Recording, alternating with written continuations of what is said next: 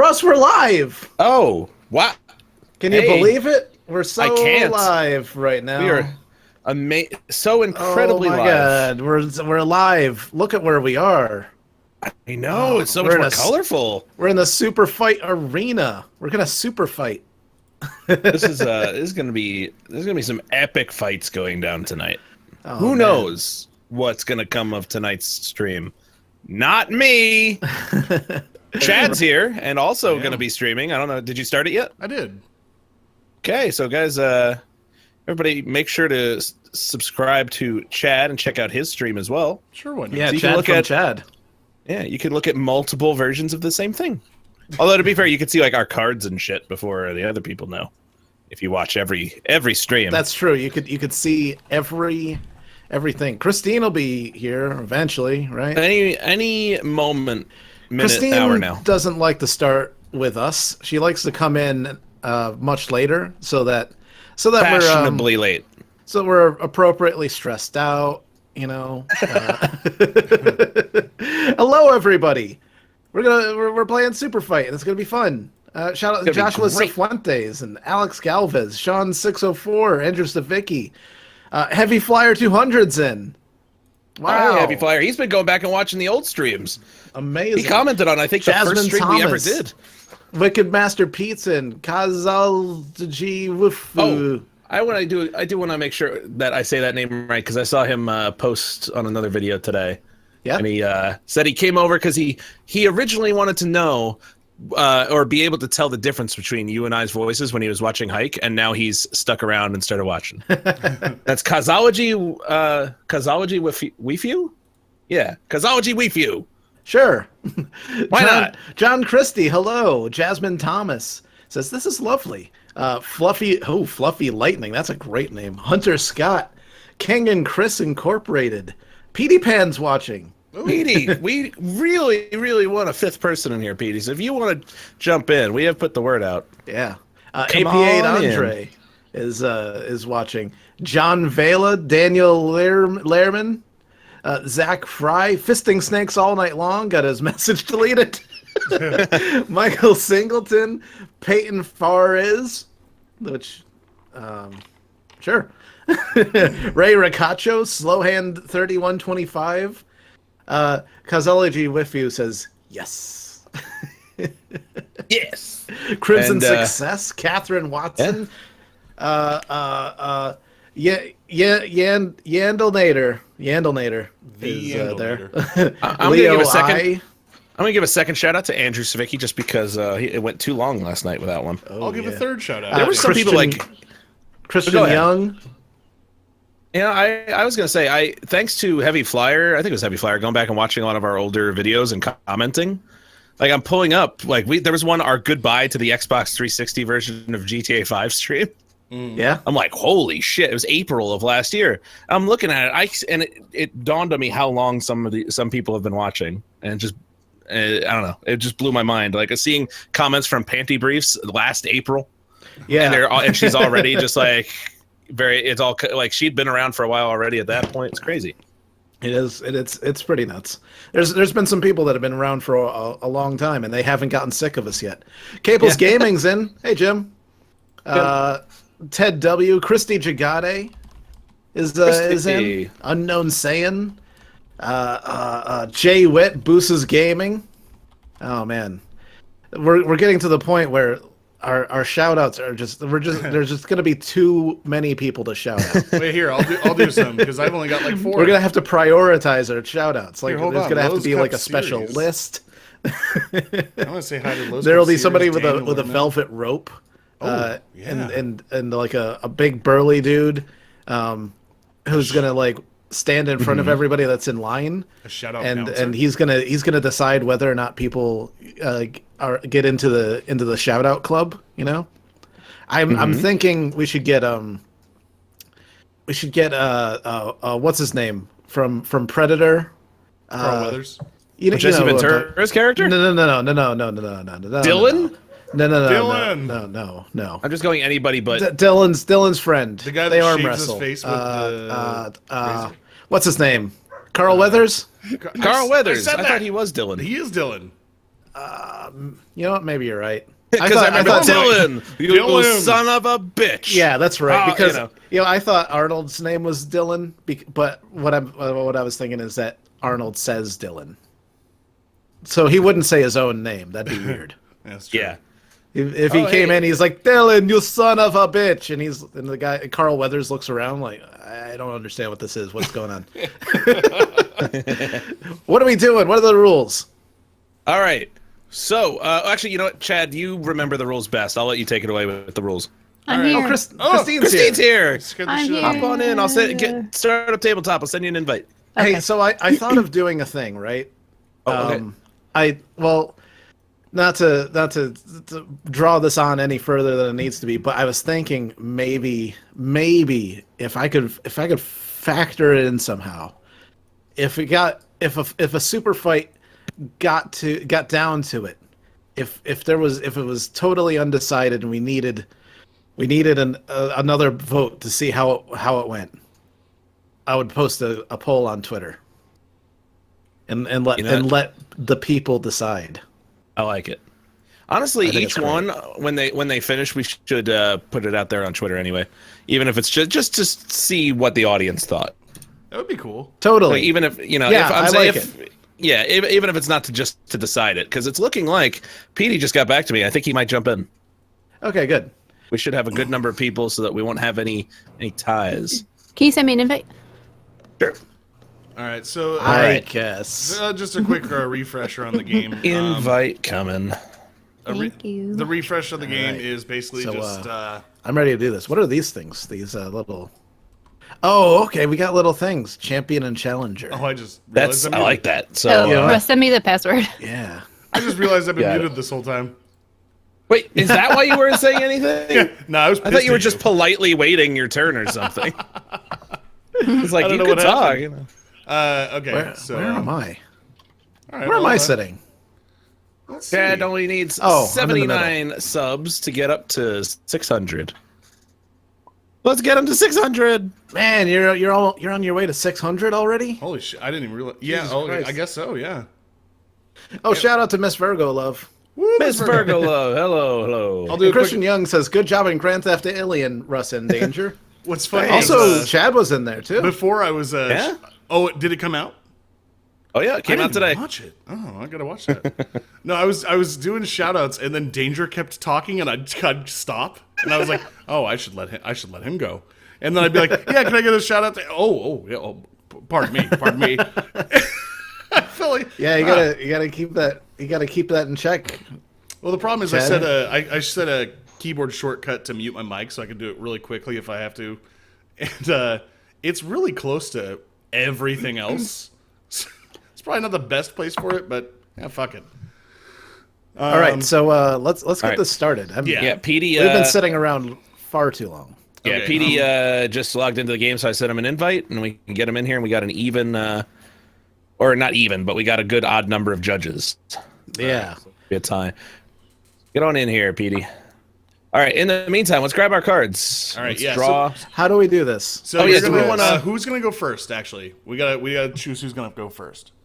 Well, it says whoever the youngest starts, and out of all of us, I believe that'd be Christine. Yeah.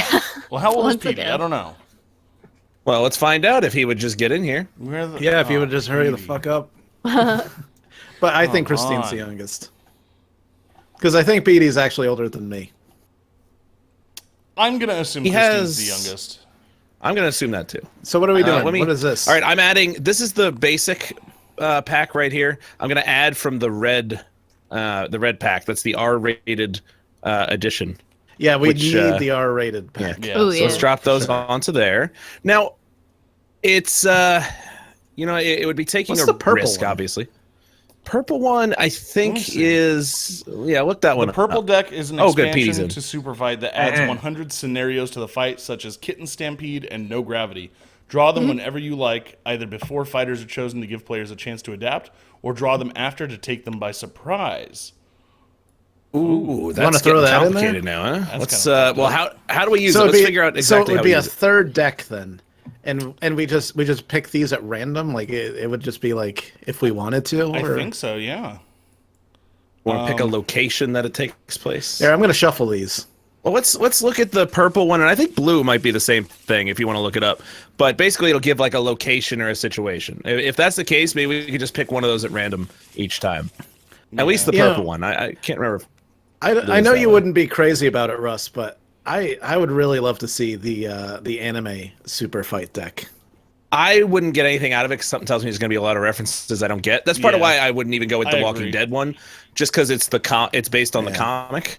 So I know that most people wouldn't get that. So chances are I probably wouldn't get a lot of these references either, though. Yeah, well, that's what I'm saying. It's not worth it to me. Unless it's incredibly mainstream. I'm a very mainstream anime fan. Oh, shit. Wait, so blue deck is locations. Purple is scenarios. Yeah, we should grab one or the other at the beginning of some of these, see how it goes. Let's experiment. Let's give it a try. Yeah. All right. Let's get that shit out here.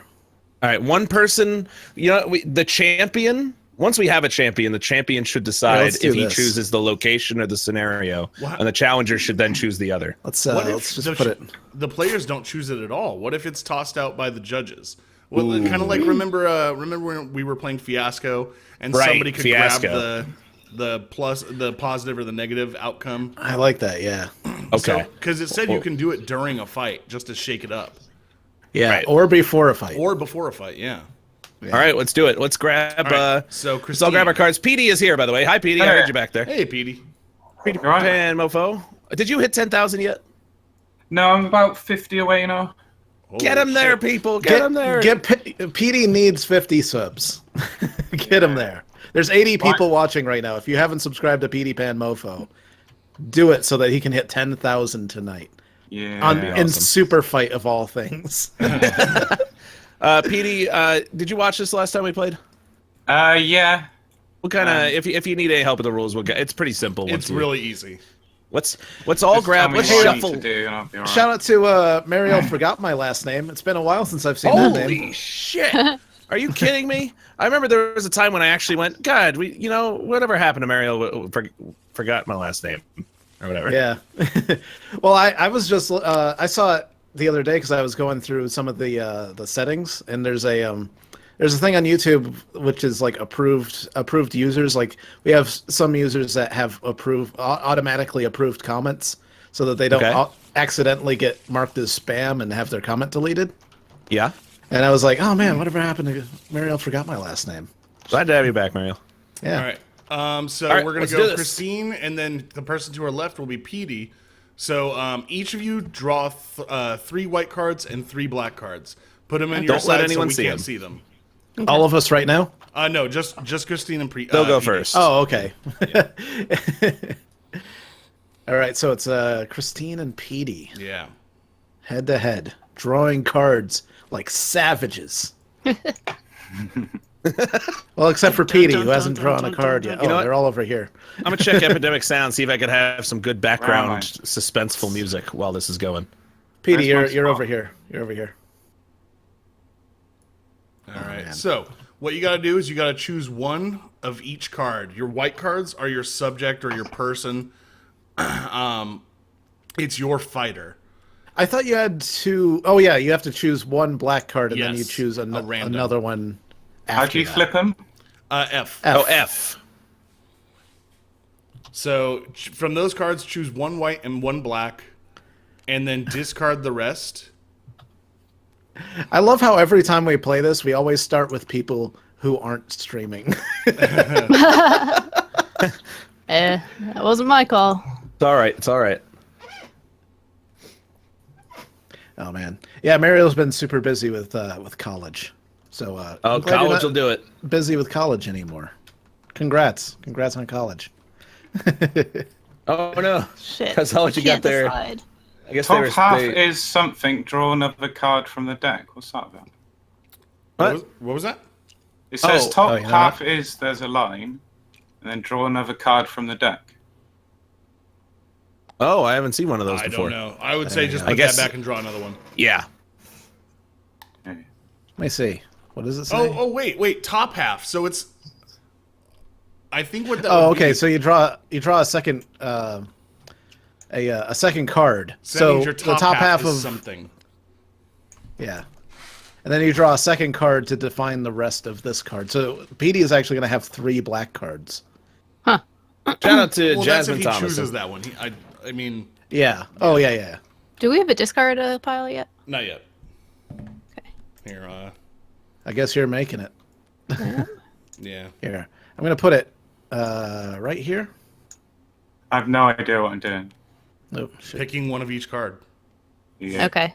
Just Now what? you're building a fighter essentially. What you guys are going to do is you guys are going to argue why your character that you're creating right now would win in a battle. Okay. All right. Okay. There we Okay. go. Playing some dark suspense music under all of this. Where do I have to take it? Where are you? You've got 2 white cards. Discarp. The discard. This is Oh, I got the discard discard. pile. You only get to choose one of... It's discard.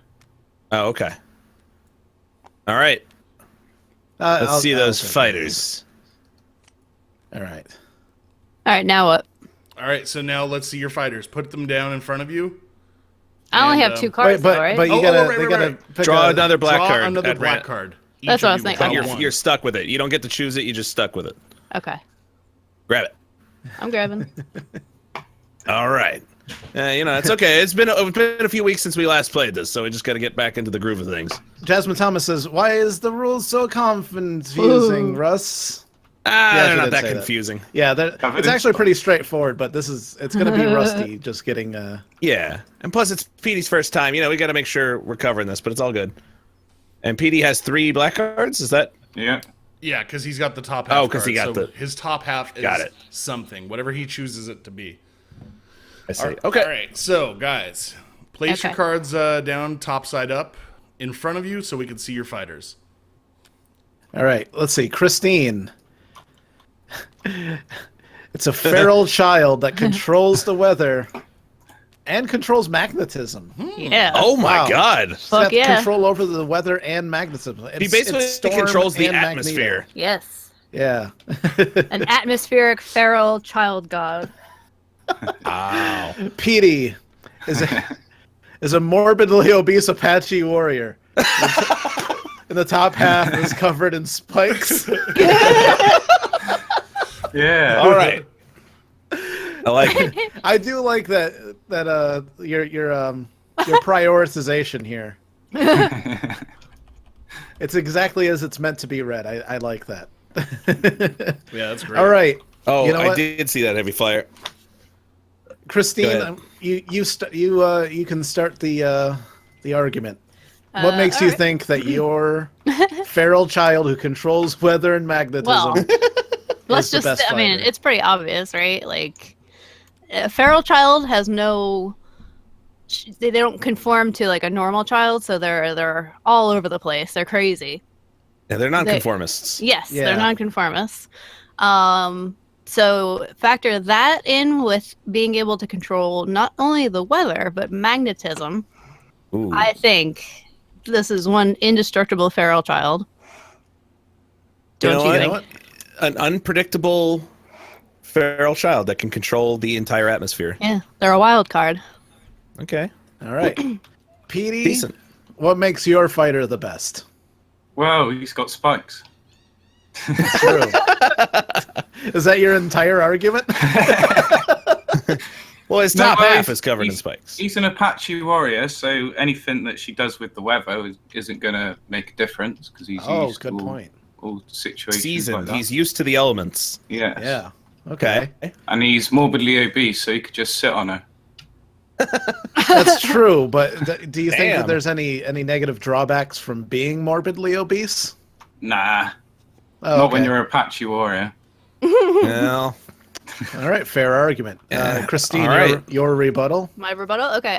Well, first of all, yes, he might be able to withstand a downpour of torrential rain, but can he withstand a lightning bolt hitting him? The spikes will redirect it down past his body. Oh, so they act as a grounding rod? Yeah. So he's a Are grounded they rubber spikes? Apache warrior that's Yeah. morbidly obese.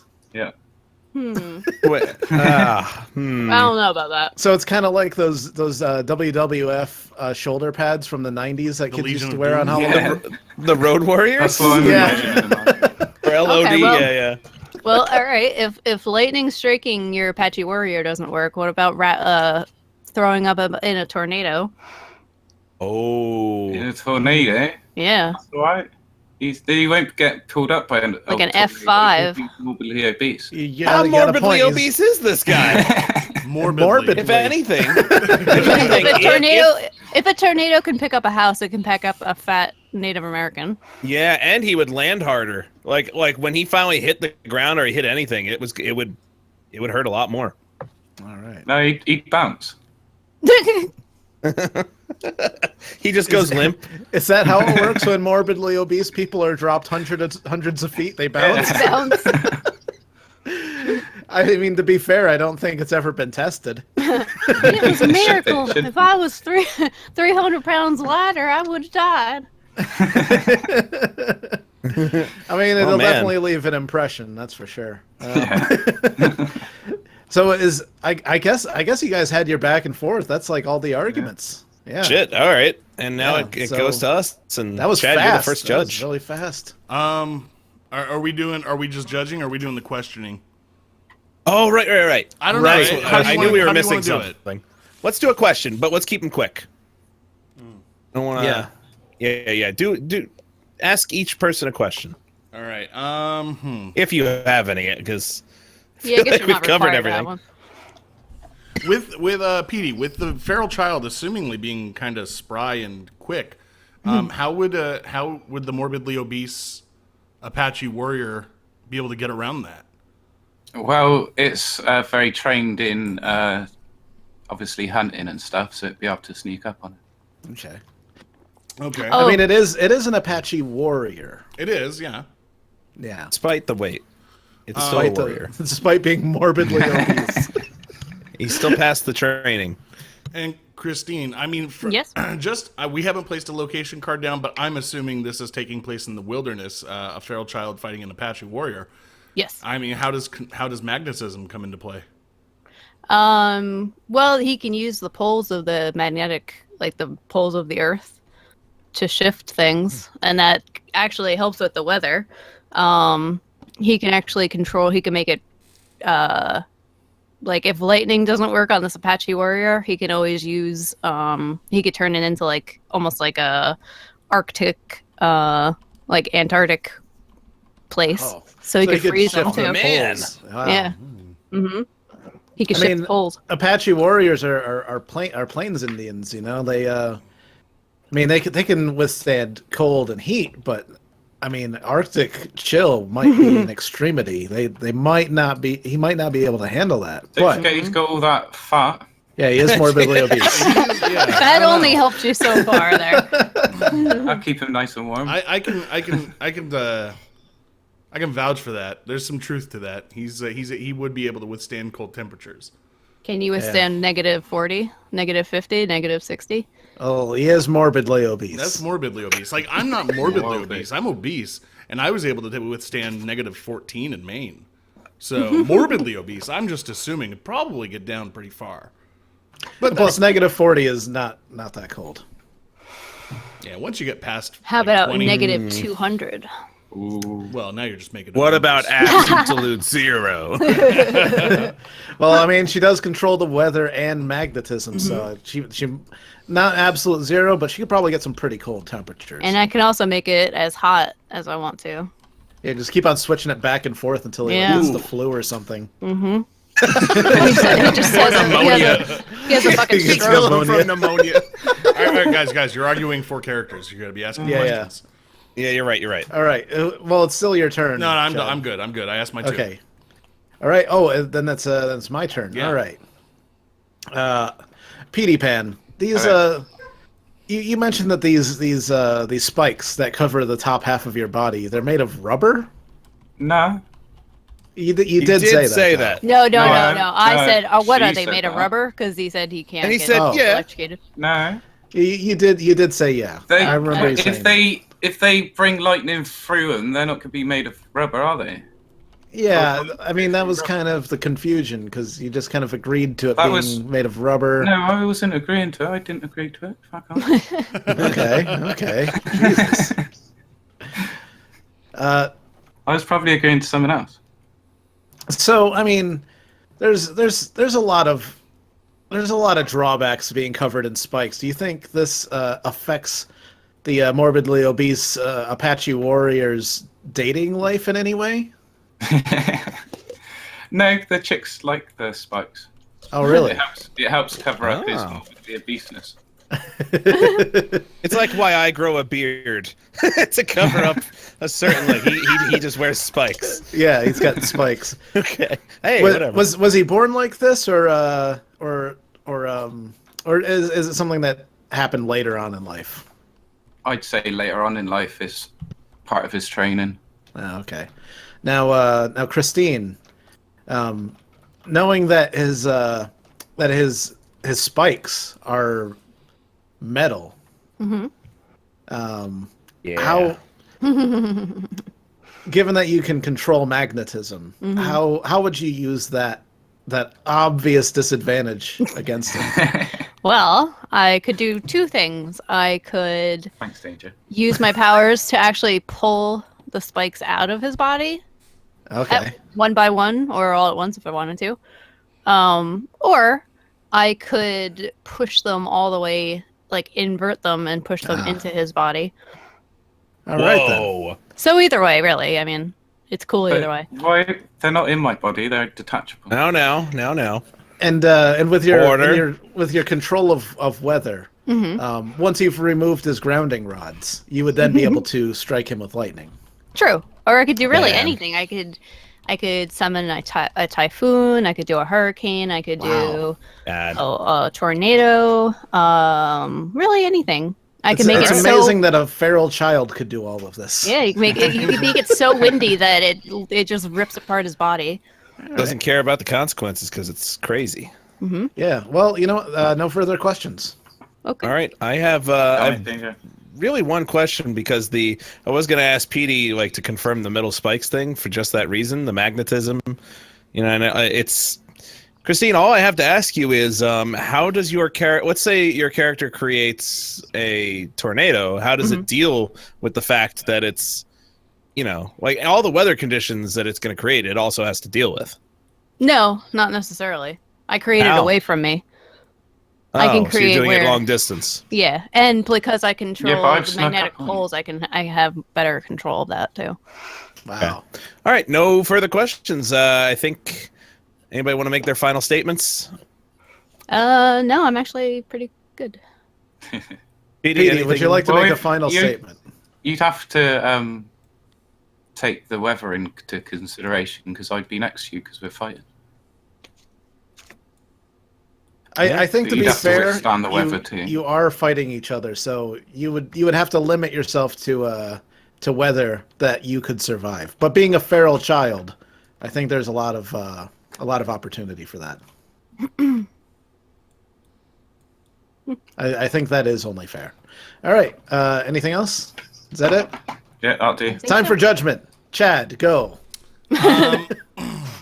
So I'm actually going to go with Christine on this one because her argument was more on the offensive, as opposed like Petey for this one kind of stayed back and was on the defense for the most part. He was just trying to counter what she said, but she really went for the attack, and the magnetism with the spikes kind of that sold it for me. Yeah. I agree. Yeah. Makes sense. All right. So you vote Christine. I vote Christine. Thank All you. right. Ladies and gentlemen of the jury, I'm going to have to side with Christine on this one. The being covered in spikes and her being able to control magnetism alone is more than enough to just do this guy in, especially considering he's morbidly obese. Yeah. And I have nothing else to add, by the way. So, champion, Christine wins. Yay. Christine's I the totally champion. agree. I'm the champion. Now wait just a minute. There we go. All right, Christine. Okay. You have the champion Ooh, I got the little thingy. figurine. Yeah. Nice. And Chad, you are the challenger. So do I hit a 1 here? No. Sure. Oh yeah. Keep. I forget how it track of it. Oh, flip your cards over too. Oh, J.C. Mullen did not believe in the feral child. Whoa. Felt that the feral child, due to being feral, could not even make a decision because it was not raised properly. I don't know. Hey, That it was- argument it- wasn't made. Yeah. gotta go I based think on of the him arguments here. like young Tarzan. Yeah. Well, It's pretty smart. all right. I got you. All right, so let me see. All right. Oh boy. Here, I want to throw out a purple card. Ooh. I want to throw a purple card into the mix. So when can you use a purple card? Just randomly, anytime? Whatever. Fighters lack depth perception. All right. Wait, what is it? Fighters lack depth perception? Yes. Wait, does that apply for both of us? Yes. Yep. Both fighters. Ah, shit. I feel like maybe that should have waited till after Chad chose. No, Well, no. no. It works. It can be either. It can work either way.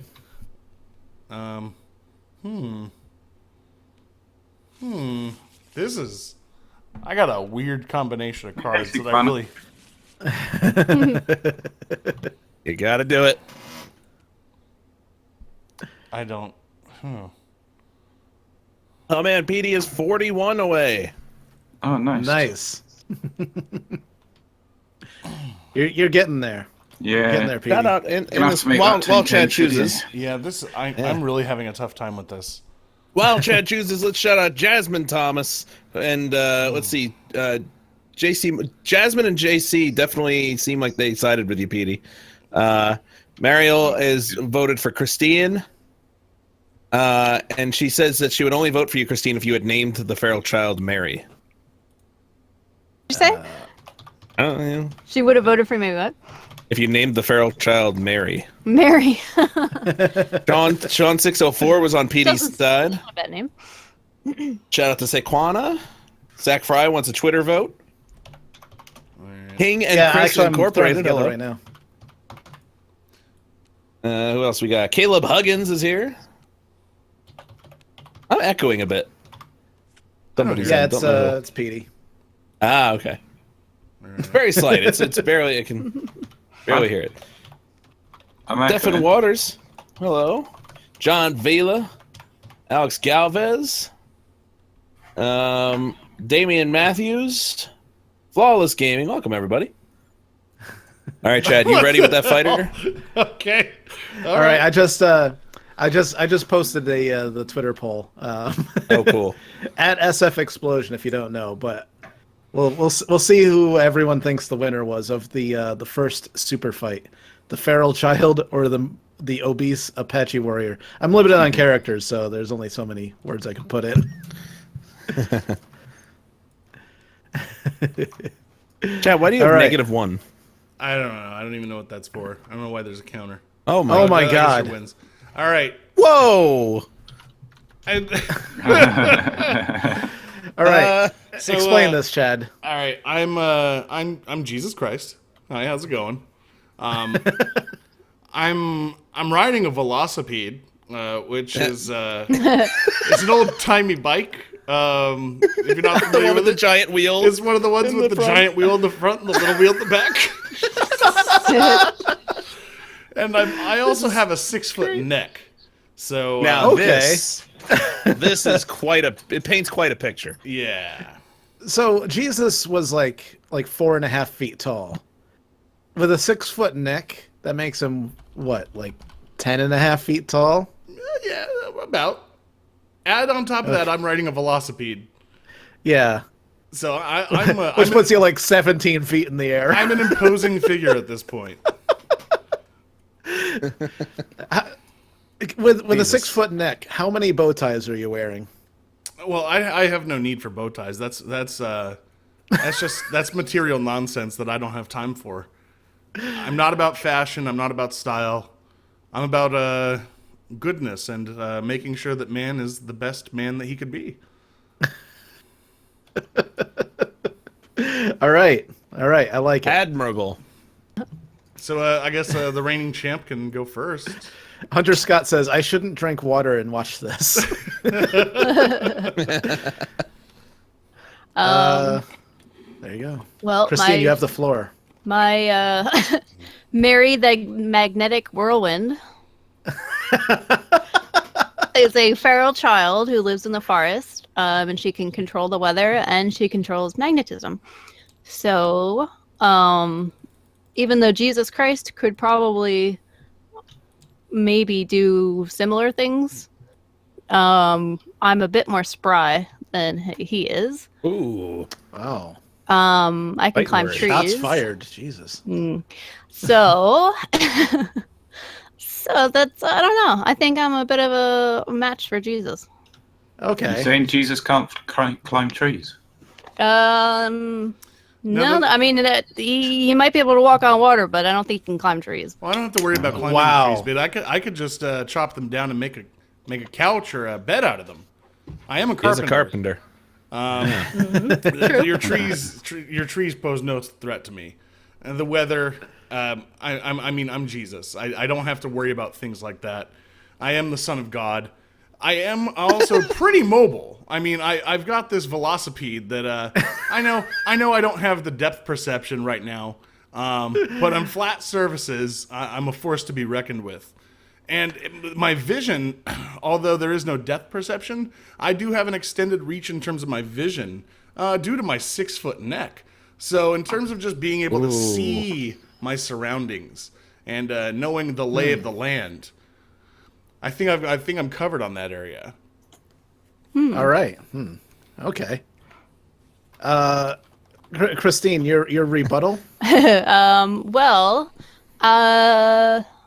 it's good that your 6-foot neck can see a lot around you, because maybe then you'll see that I can fell an entire forest with one gust of wind as it blows away everything and all the trees fall down. Okay. Chad, your rebuttal. Well, I mean, you really can do what you want to the forest. I don't really care about that as long as you are being a decent feral child. I'm here to support you in whatever you do, and that's all that I care about. That means that I won. I find a win in knowing that you're doing the best that you can. But isn't this supposed to be a fight? Yeah. But well, I guess he's going to You fight just you with gave up. forgiveness. Yeah. That's Jesus' superpower. It is. Forgiveness. Kill him with kindness? Yeah. All right. No matter what well, you do to me, I'll forgive it. Because in the end, we are all God's children. Only that's good I'm then. more so because I am literally God's child. That's good then, because I'll just do whatever the hell I want and then ask All right. you You're for forgiveness forgiven, and you'll my child. give it. Yeah. We're going to open up the floor to questioning. PD Pan, you go first. You can ask a question to each of the contenders. Right. If Christine was in, I'm asking Chad this. Mhm. If she was in like a school or something, would you attack her? If she was in a school, Yeah. well, she's a feral child. She wouldn't be in a school. She's got no place in that school. Like somewhere with people around her. Oh, like attacking a school? Yeah, like you could possibly injure innocent people. Oh, if she meant them harm, I would have to intervene somehow. But I'm not too concerned with it, as I have been known to heal. So if anybody is injured in that, I'm able to, make them So better. you'd still attack her, and if it risked injuring innocent people. I wouldn't need to attack, and all I would want to do is make sure that everybody's okay in the end, and that see that she gets the proper guidance that she needs. Because she wouldn't hesitate to attack you. Oh, probably not. But I am Jesus. I mean, I've risen from the dead. I'm not worried about being attacked. I don't think I got anything for Christine. All right. Well then, it's my turn to do the questioning, boys and girls. Christine, I'm going to start with you. Yes. I'm gonna go to your control of magnetism again. We've already discussed your control of weather, and that's a very powerful force. But what I want to know is, using your power of magnetism, how would you use that against Jesus, whose primary mode of transportation is a velocipede? Velocipede. It is a. Can I ask him what made him choose that type of dinosaur? It's not a dinosaur. No, Christine, it's a you weren't bicycle. listening. Oh. You missed. Well, You missed what a velocipede was. Oh shit! I That's thought it was made of a dinosaur. velociraptor. No, I know that. I know. I'm not stupid. I thought it was a made up dinosaur for the game. No, but we said earlier what it was. It is the old timey bike that has the big wheel in front. Oh shit! That's what that's called. Oh well, fuck me. Okay. All right. What was the question? What would it? Oh, the magnetism. He's got a velocipede. Okay, well, the velocipede is, I assume, is metal. Right. Yeah. Well, you assume that, but I mean, I am a carpenter. What's to say I didn't make this out of wood? A wooden. Well, I just don't. I've never seen a wooden bike before, so. Yeah. You ever I mean, know I've seen a wooden bike before, but it was made by hipsters. Jesus is kind of like the ultimate hipster, though. He is, but you know, metal was in back then. You know. So was wood. It hadn't become ironic yet to build a wooden bike. It was practical to build a wooden bike. I just need to add, Chad, that sounded like something like a young priest would say to try and sound hip with the kids. Jesus is the original hipster. So I was like, ugh. I think it's fair to assume that the velocipede is made out of metal. Okay. It would be an iron frame with like alloy spokes. Oh, okay. Well, in that case, I could, using my powers, I could pull it apart. I could manipulate it in a way to make it into a different shape. I could wrap it around Jesus, and so he couldn't move anymore. I could do a lot with it. I mean, I could melt it. I could liquefy it. Okay. Into it, liquid metal, like the Terminator. I think that answers all my questions. Okay. Chad. Yeah. Being that you are Jesus, you know, you do have a 6-foot neck. You've got a velocipede. You got a lot going on for you, but you're also Jesus Christ. It's true. What powers does Jesus Christ have to combat somebody who claims to be a living God and can control weather and magnetism? Well, I don't really think that they claim to be a living God. I mean, it's a feral child. I really don't think they have any true control over what. Actually, she did in the last fight. Oh, but regardless, it is a feral child in the end, and I don't think that they really truly have control over their abilities. In fact, so much so that they could become a danger to themselves. This is a feral child who's also acting, mostly on instinct. I mean, they're out to survive. And I think that in the end would be a hindrance to them in the battle. So I don't have to worry about that. Okay. So rational thought is not a factor when it comes to the feral child. I don't really know if that answers my question. I forget what the question was. I started answering it, and then I how would you combat else. these? How would you combat these abilities with your own abilities? Well, I mean, if she used any kind of water or anything, I could just take a stroll on that. I've walked on it before. You've seen me do it. Right. Yeah. Wind. I'm not afraid of wind. Well, maybe on the velocipede, but at the same time, like a velocipede tips over, I can just get back up on it. And any other weather, magnetism. The only thing that she can really do is affect the velocipede. And once again, I'm Jesus. I'm able to come back from the dead. I mean, I've done it once. We don't know how many times I can do it, but I think it's a safe bet that no matter what, I'm good to go. Yeah. Also, I do want to remind everybody that you do lack depth perception. This is true. What the hell just happened? I don't know. Oh. All right, no further questions. Yeah, I'm up, right? 'Cause Yeah, I got that's you. nothing. I got nothing after all that. I feel like being the last one to question doesn't help. It's true. I don't know. Well, Jesus. there's a lot if on it- the board, Russ. Yeah. I don't know. Jesus. Yeah. If it really, you keep talking forgiveness. You keep talking about how you seem to think you can win this without fighting, without legit fighting. Well, I mean, I do think that. I don't need to fight. All right. So you get into if the feral child starts and harms you horrifically to the point where you're bloodied on the ground, are you fighting back at all? No, I don't think so. All right. No further questions. All right. Well, it's time for your closing arguments. Closing statements. Chad, do you want to go first? Oh no, you go right ahead. Okay.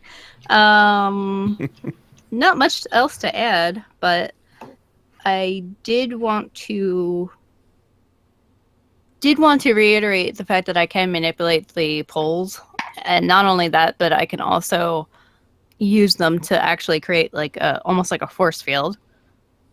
Oh. So, just wanted to add that too, in case no one, because that you can do that in theory. It's fucking feral child. It's a problem. So, and just because I'm just because you're feral, doesn't mean I'm just crazy, you know.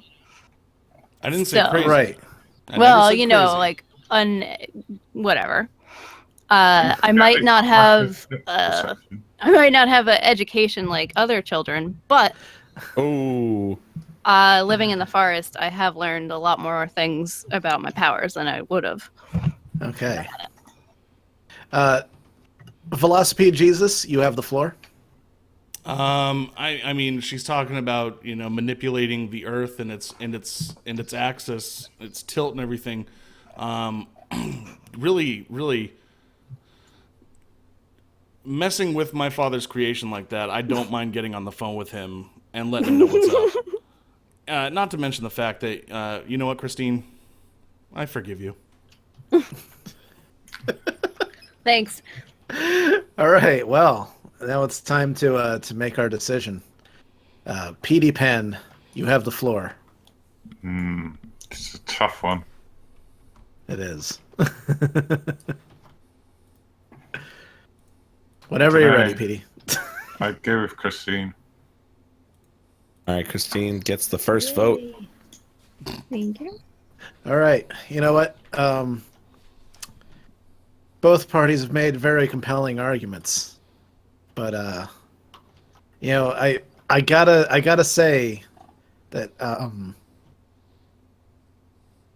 Jesus could win this fight if he chose to fight at all, which he has not. If the competition was who could forgive the other, then I think Jesus would win. But I'm gonna have to side with Christine on this because Jesus just simply won't raise a hand against her.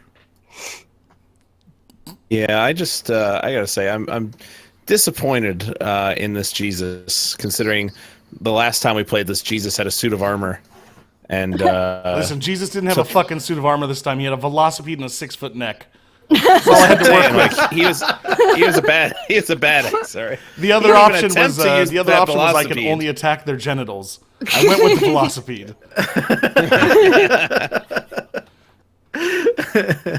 All right. Well, Christine's the winner yet again. Yay! Man, I was Undefeated hoping- champion. I was really hoping that I would lose that one just because I was like, I can't go on with this character. There's nothing to do. can't go on But forgiving. guys, you know what? I do forgive you. So there's that. Aw, that's All right. nice. Well, you know what? That makes me the challenger. It's time to Oh choose shit! damn cards. See what I got, guys. Everybody in the chat room's calling bullshit and think that I won. But guys, don't worry about Whoa. it. I forgive them. Don't touch my cards! God damn it. I'm not done yet. Petey, don't touch my fucking cards. Petey. I took a I was chance. helping you. I took a chance and I went the pacifist route. It didn't pay off. It was a fair fight. Let's see what I got. God damn it. What? Oh, there we go. All right, let's see what I... Petey, stop touching my cards! Penny makes a good Stop it! point. She said I should have fought What'd like she a say? giraffe with my 6-foot neck. Just swinging Oh my head. man. The opportunity. And shout out to Penny Breeze. Okay. All right.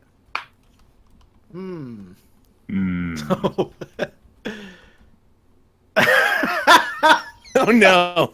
Okay. All right. I'm almost there. I'm almost there. Hold on. Can't wait. Okay. This is tough. This is tough. I just saw some of your cards on your Don't look at my cards, Russ. This I'm is sorry, supposed to be a just quickly looked surprise. over you. I didn't see them all though. All right. Oh my god. Oh, who would I pick? Oh my god. You know what? Going with this one. Going with that. Hold on. Let's see. Throw that away. Throw these away. And one more. Oh wait. One more card. Let's see what I got. Let's see what this is. Okay. All right. Is everybody ready for this? Yeah, I'm gonna toss your cards in the discard. Go for it. All right. Okay. Get those cards out of here. Get those cards out of here. All right. So I'm going to be a Viking. Armed with a bow and cancer-tipped arrows. Oh, Who throws used hypodermic needles. Wow. good lord! Wow. That's a vicious one. Yeah. Hang All on. right. I'm going to add a location to this fight. Okay. This fight is going to take place in a giant bounce house. Russ, Oh, nice. Russ, I'm gonna double down, Oh, no. and I'm gonna throw in a scenario. Whoa. Okay. Flip it. All right. I'll flip it. Fighters are surrounded by a child's birthday party. Wow, that's Perfect. that's Wow. These cards were made for each other. Yeah. So we're at a child's birthday party. We're in the bounce house. It's a feral child who can control weather and magnetism versus a Viking armed with a bow and cancer-tipped arrows who throws used hypodermic needles. All right. You know what? Wow, what a fight. I open the floor to you, Christine, my competitor. All right. Okay. Well, if we're in a giant bounce house, I'm pretty agile because I'm in the forest. Right. So, I'm good on my feet, and if you tried to use your either one, the bow with the cancer-tipped arrows or the hypodermic needles, I could do both. I could put up my force field using the magnetic powers I have, and at the same time, use wind power to blow them back onto you. All right. Is that your argument? Yes, and I also can puncture the bounce house with the hypodermic needle to make it harder for you to get to me too. I think that would only make it easier, but anyways, you know what? It's you've got a good shot here, Christine. You got a lot of things going for you. Unfortunately, they're all bullshit. And then let me explain why. Okay. Sure, I can throw used hypodermic needles, But, you know, the fact that you can control magnetism, I'm at a bit of a disadvantage. So I'm gonna waive that. We'll use that if it comes down to it, but I'm not gonna depend on it. I'm armed with a bow and cancer-tipped arrows. Here's the thing about a bow and arrow, Christine. There's no metal involved. They're not magnetic. It's made out of wood. Oh. Now here's the thing. You know what? You're gonna throw some wind at me. That's fine. The bounce house works as a brake. Some of the wind gets through. I'll accept that. But I'm a Viking. I'm used to inclement weather. I'm a Viking. I can fire an arrow from a ship during a hurricane and hit somebody else in the eye with it. I can do that because I'm a fucking Viking. I can throw a battle axe a mile in a blizzard and hit a raggedy three-legged goat. All right? I can do these things. The weather isn't going to be a problem for me. Give me a boat. If I'm standing on a boat in the middle of a perfect storm, I'm still going to hit you with this cancer-tipped arrow. All right. That's my argument. Okay. My only rebuttal to that would be, even though they're wood, I can still throw them back at you because of my wind power. But yeah, that's about it, actually. All right. I don't So have anything else. I take first questions here. Danger, right. You may be able to fire, and hit something with those arrows in any weather situation, but she is manipulating the wind to deflect those arrows as they come in. So it's not like you're just in the midst of a storm firing. Like as you fire, she's trying to deflect. She's actively knocking them back or away. You know, I feel like I already addressed this immediately. Right. The wind is something that I'm used to. If she deflects it with wind, it's still just wind. It's an arrow. I guess pierces what I'm saying. the wind. Okay, all right. It pierces the wind. It can be redirected with wind, but as a Viking, I'm used to compensating for the redirection of the arrow with the wind. I'm used to fighting in adverse climates. Okay. Christine. Yes. Personal question about your character. Yes. It's a feral child. It grew up in the forest, right? Yes. All right. Has it ever had a birthday party? No, not an official one. No. Okay. My question.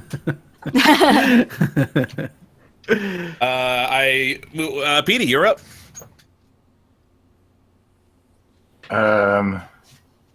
So Danger, Yes.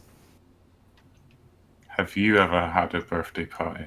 Oh, I've had many. It's becoming a man is a big part of being a Viking. There's many ceremonies about becoming a man. So yes, they were all warriors' birthday parties, but birthday parties nonetheless. You know, we didn't so much have bounce houses, but we did have castles that we jumped around in a lot. What were they made of then? Stone. They're made of stone and wood. So not very bouncy. And the skulls of our enemies. So you're not used to the bouncy house. No, we still bounced on it. It was just a much harder material. Right. Skull trampolines. We called it the sculpoline.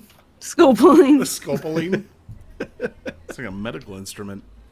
Yeah. Any question for Christine, Petey? So you never been to a birthday party? So you've No. never been around other children either? I've been around other children in the forest, but only a couple. But no, we don't have birthday parties or anything. So you have friends in the forest? Yes. Is that other feral children? Other yes, and Okay. animals. All right then. Okay. Well, I guess that leaves it open to Chad, right? All right. Chad, you're up. I don't know, Christine. Seeing as how the feral child has never experienced a birthday party, has only been around a handful of children.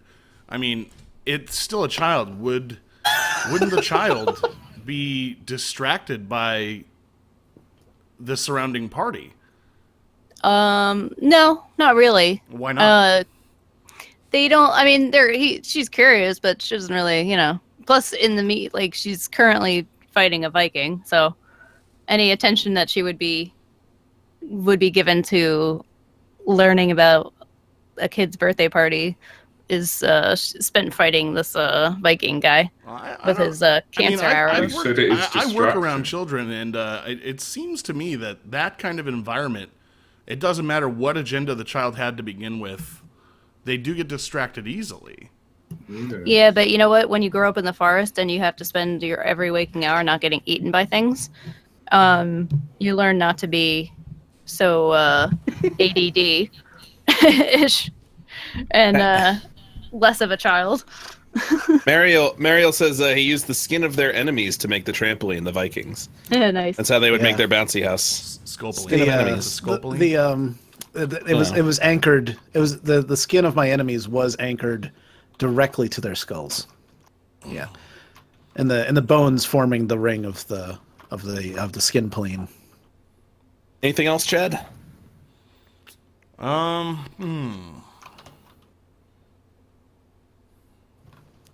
don't know. Night, Ted. Hey, No, Victor Gaming. I think I'm good. Okay, so it's time for Russ. closing arguments. Oh, did Russ ask a question? Yeah. Oh, right.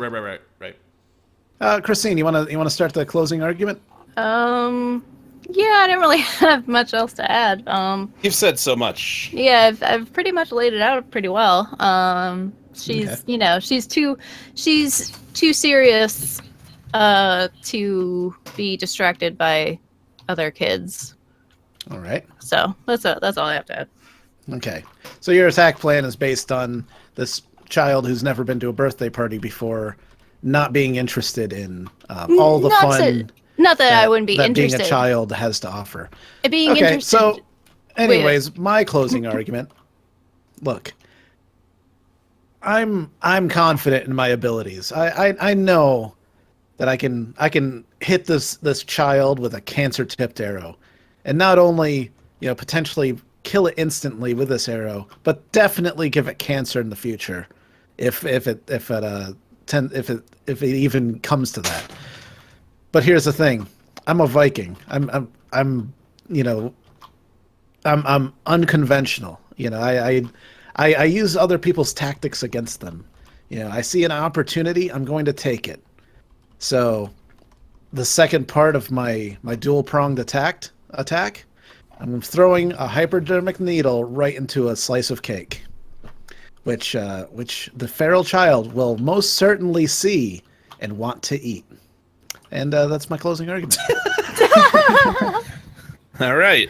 Well, I'll vote first. I think that both of you have compelling arguments, and both of you at times have terrible arguments.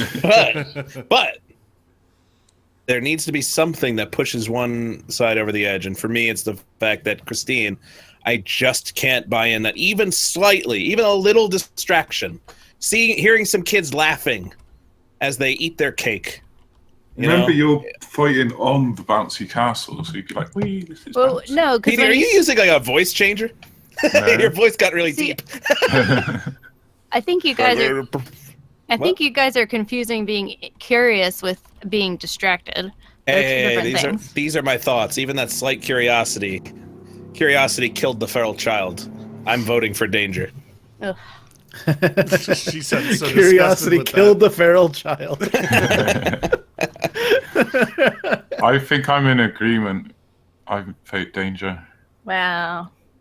You definitely sound like you put out a voice changer. Yeah, it sounds like something's going on your end. Like, it's not bad. It actually makes you sound powerful and scary. Like, well, I'll tell you what I think. Sounds like tragic. He sounds like Sean Connery. All right. Who's next? I guess that goes to me. I mean, yeah, I'm gonna go with the Viking on this. Wow.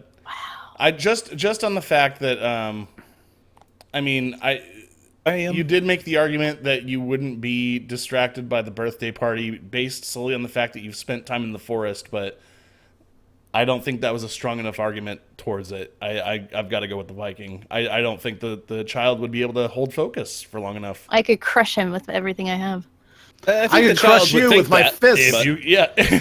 If you could focus, probably, but I don't believe, based on the argument, I don't believe that you could. My God. I want to, because I've been throwing these things out on Twitter, the polls. Super fight number 1, feral child versus obese Apache warrior. It was really close for a very long time. It was literally 50-50 at some point, but 52% give it to obese Apache warrior. Oh. Super fight number 2, 62% give it to velocipede Jesus. Oh, come on. And Super Fight 3, 83% give it to Viking with cancer fuck arrows. everyone. Oh. Oh, man. Wow. I really wish I had these powers now just to teach everyone a lesson. Oh, my Wow. God. Christine. Ugh. Feral child who could manipulate fucking the weather and the magnetic poles. Christine, be a graceful loser, please. No. No. I accepted my defeat. You should too. Yeah, it's because you didn't like your fucking thing. That doesn't matter. I liked my still feral argued child. for I it. was Got really close to it. attached to Mary. Yeah. Fucking what did Mary do to everyone? She was living in the forest by herself and Tried to fucking kill other us. children. Yeah. Because you invaded my forest. Tried to that's kill not us. true. We didn't invade anything. You There was tried, no location you tried to card for change that. the polarity of the Earth's poles. You went against God's will. You killed Jesus. Whatever. He forgave me, so. Nah, I think it's it's time. It's time for the reign to end. By the way, I have the absolute... I don't know about this one. I better pick a really good card for my third one. This is going to be... I don't know. I don't know if I even have a shot. But I'm counting on it now. Are these your discards? I'm putting my discards back, Okay. yeah. There you go. All right, now to draw my black cards. When you hear what my... Wow, really? Okay. Oh, wait a minute. I'm stupid. Okay. Grabbed for the wrong pile. I was like, I saw that one already. That's because that was the... Whoa! Somebody took my 2 cards that were right out here in front. Oh, My shit. discards. I was putting my discards back. I thought that's what you meant. Oh. All right, hang on. I'll go through them. I'll go This through is them. I the know one what's that I what. put back. This is the one that I Okay. put back. Stay. Yes, this is the right black one. Now I just need the right white card. How about this one? Yep, that's it. Whew. Man. And Watch out with that one, Russ. this, huh? Ooh, okay. Now I feel a little bit better. All right. Okay. Let's see this fight. Oh no. Oh, somebody's dropping a purple. Not yet. Uh-oh. I'll reveal it after you reveal your character. Okay. Everyone. Come on, just want to pick up this one. I'm a turtle. All right. Yeah. Oh, man. Turtle, turtles got some they got hard shells on their backs, it's they're already pretty strong. Yeah. But this one's got an impenetrable shield. Wow. All over it, so you cannot penetrate this thing's shell, or you can't penetrate it. Sorry. Like a teenage You mutant can't penetrate this turtle. Nope. It also happens to be armed with Cupid's bow. Oh. Wow. Yeah. Love turtle. Impenetrable All right. love turtle. All right, so we got a turtle fighting a Viking, and we got a little scenario here. In pitch black. Wow. No, God, fucking. All right. That put you both at a disadvantage, so. Yeah, I can see it. Okay. All right. Okay. Who chooses who goes first here? Danger. Champion or the challenger? Danger's the champion. I would say I think we've been going champion goes first, even in the last game. So Okay. Yeah, champion will go first. Go for it. All right. Jesus. How do you fight a turtle with an impenetrable shield and Cupid's bow?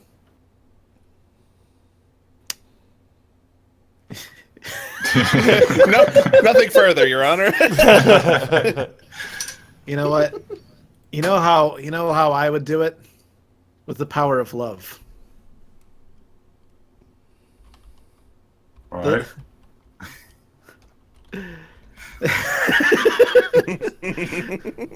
This Viking, when pierced with Cupid's bow, would fall in love with this turtle. And nothing can conquer love. Ooh. Nothing can penetrate this turtle's shield. But maybe the turtle would let the love in. Love would lower this turtle's defenses. And that's when I hit it with the used hypodermic needles. Nothing more, Your Honor. All right. I just want to throw this out there. When I hit this Viking, and I will hit this Viking with the arrows from Cupid's bow, there will be no love between us. He can try, he will fail. This is a heartless turtle when it comes to his enemies. We're in a fight. We're in pitch black, which, by the way, turtle's used to that. All the time in the shell. Like turtle's okay with pitch black. I'm just throwing that out there. I would make him fall and I would make him smitten with. Well, I guess it would be with me because I'm the only other one there. But I would use that against him, you see, and I would very slowly just bite him to death. Because that's all I got, folks.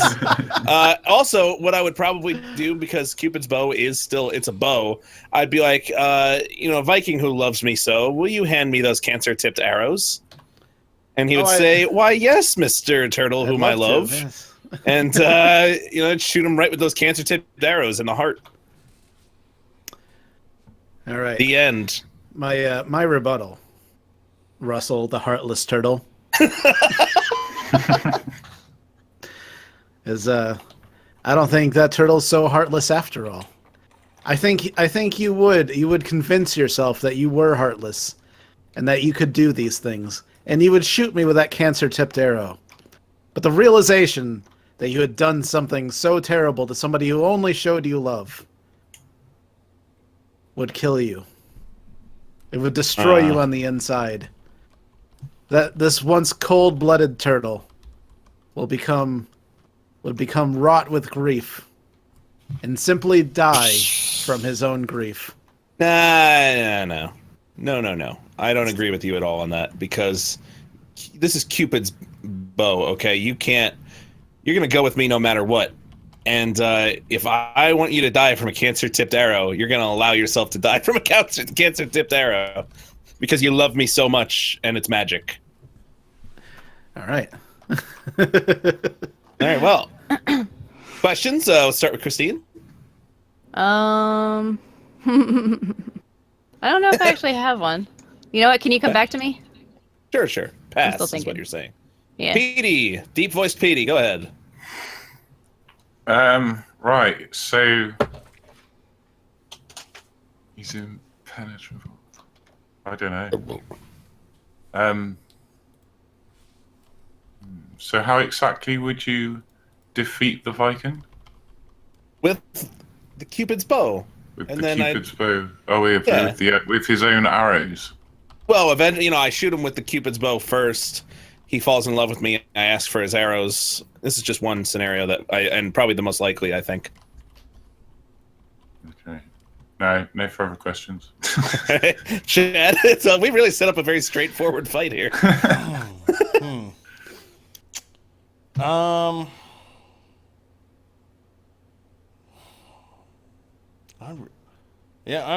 I don't know. It really is kind of straightforward. Yeah, I don't think I have any questions. Right? Christine? No questions. A Viking versus an impenetrable turtle armed with Cupid's bow. Straightforward. Christine, you got anything? Anything at all? It's not so much the facts are straightforward. It's just that the arguments have been laid out. I mean, well enough to where we get where this is going. You guys are just like, we get it. Wait, you don't think I have any tricks up my sleeve? Is that what it is? Well, I guess it's time for closing arguments. That would be closing arguments. Christine, Yeah. It's back to Christine, actually. Yeah, no, I said it's all right. Yeah, Okay. nothing. Well, look, there's no question that you could do all of these armed with Cupid's bow. You could shoot me with this cancer-tipped arrow. You can make me fall in love with you, Russell the Heartless Turtle. And you know what? Maybe I could make you feel regret. Maybe I can't. But what I know for certain is that you're gonna watch me do it the entire time, because I'm gonna flip you over onto your shell and you don't have anywhere to go. And that's my closing argument. You know, in a well-lit room, I'd worry about that.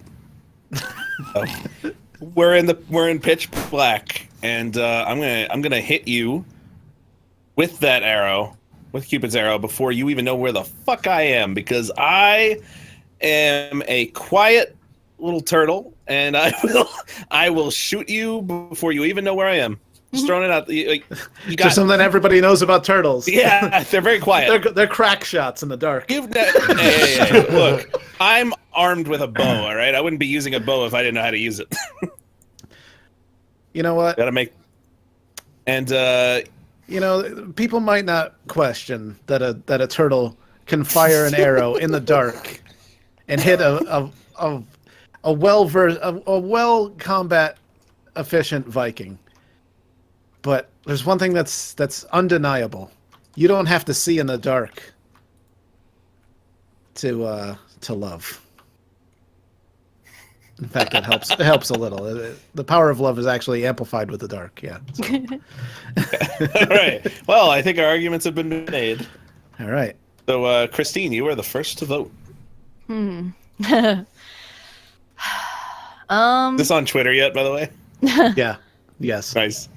You know what? I think I don't know. They're both formidable, but being that they're in the pitch black darkness, I think the turtle would have a better time. Because turtles have poor eyesight to begin with. So they're and that used to, helps. Yeah, because it makes their senses better. stronger in other ways. Yeah, so Right. that would actually almost be an advantage, I think. So I'm gonna go with turtle. Cupid turtle. All right then, Petey. Well, he's armed with an impenetrable shield, so there's not much you can do, really.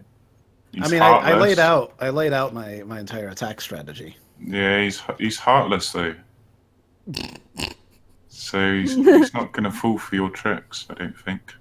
Like flipping him on his shell? You won't fall for it? Yeah, but what's that going to do? He won't be able to move ever for the rest of his life. I'm going with Russ, sorry, Danger. All right. Chad? All right, based solely on the argument. So Danger was arguing love and flipping a turtle on its shell. I love how ridiculous it all sounds. I mean, in terms of love, I would only see that as a negative towards Danger, because it's how Cupid's bow works. I mean, you're now caught in a trance of love. I mean, you are under the turtle's spell. And being able to flip it on a shell would require you to be able to get close enough to it. In the dark, the turtle would be making less sound, and he's got a ranged weapon. So even if he was able to crack off one or two shots and just graze you, you've still been hit by Cupid's bow. And the love in this case is detrimental to the Viking. I'm going to have to go with the turtle. All right then. Yeah. It's unanimous. Even though I won on turtle. Twitter. Yeah, you really did. See? So what is it? See it? Doesn't What's it that? suck? Doesn't it suck that it feels? It's 62% Viking with cancer arrows. Can deal with that. Dean. See, you know what was the downfall of the cancer arrows was that it wasn't an immediate thing too. Well, I mean, the arrows are perfectly capable Yeah, of they're killing still- people. Well, Still arrows. true, but I'm saying like but surviving you know it long term is also not an option. what I mean? All right, right, well- Joseph. Cupid, Well- Cupid turtle for the win, says Isaac Pena. Yeah. To be fair, you could have cancer and beat it. It doesn't say like terminal cancer arrows True. technically. Too bad you didn't have those cards and make that argument. It's done. Moving on. Dan, make your next fighter. Me? Oh shit! You're up. Already? Christ! I'll be Already. back in a minute. Damn. Okay. Did we play with more people last time, or was it just? We played with Tragic. Yeah, I don't know. It feels like more. Okay. Reach. Oh wait, I'm using the discard pile. I'm a dummy. Hey, Ross, Tube Gaming. All right. What? Jasmine Thomas wants to point out the fact that it would be on its back saying, "Help, I can't get up." No, this turtle would never give him the satisfaction. Help! I've fallen and I can't get up. The turtle would stay on its back in silence until the Viking left. Isaac Pena says, "Cupid turtle for the win." But honestly, the best argument I saw come up in the chat, a few people brought up, they're like, how is it able to use a bow with its stubby little legs? Can I ask a I question? don't question those things. If I just picked one that we used last game, can I toss it? And Wait, you did? Are you sure you didn't draw from here? yeah, I did. I drew. No, this is the discard. No, I know. pile. I didn't draw from. I drew from Oh. here. Oh. I'm talking Yeah, if about we last already game, used it. like not like the first time we played this game. Oh, no, you can keep it there as an option. I mean, you got 3 to choose from.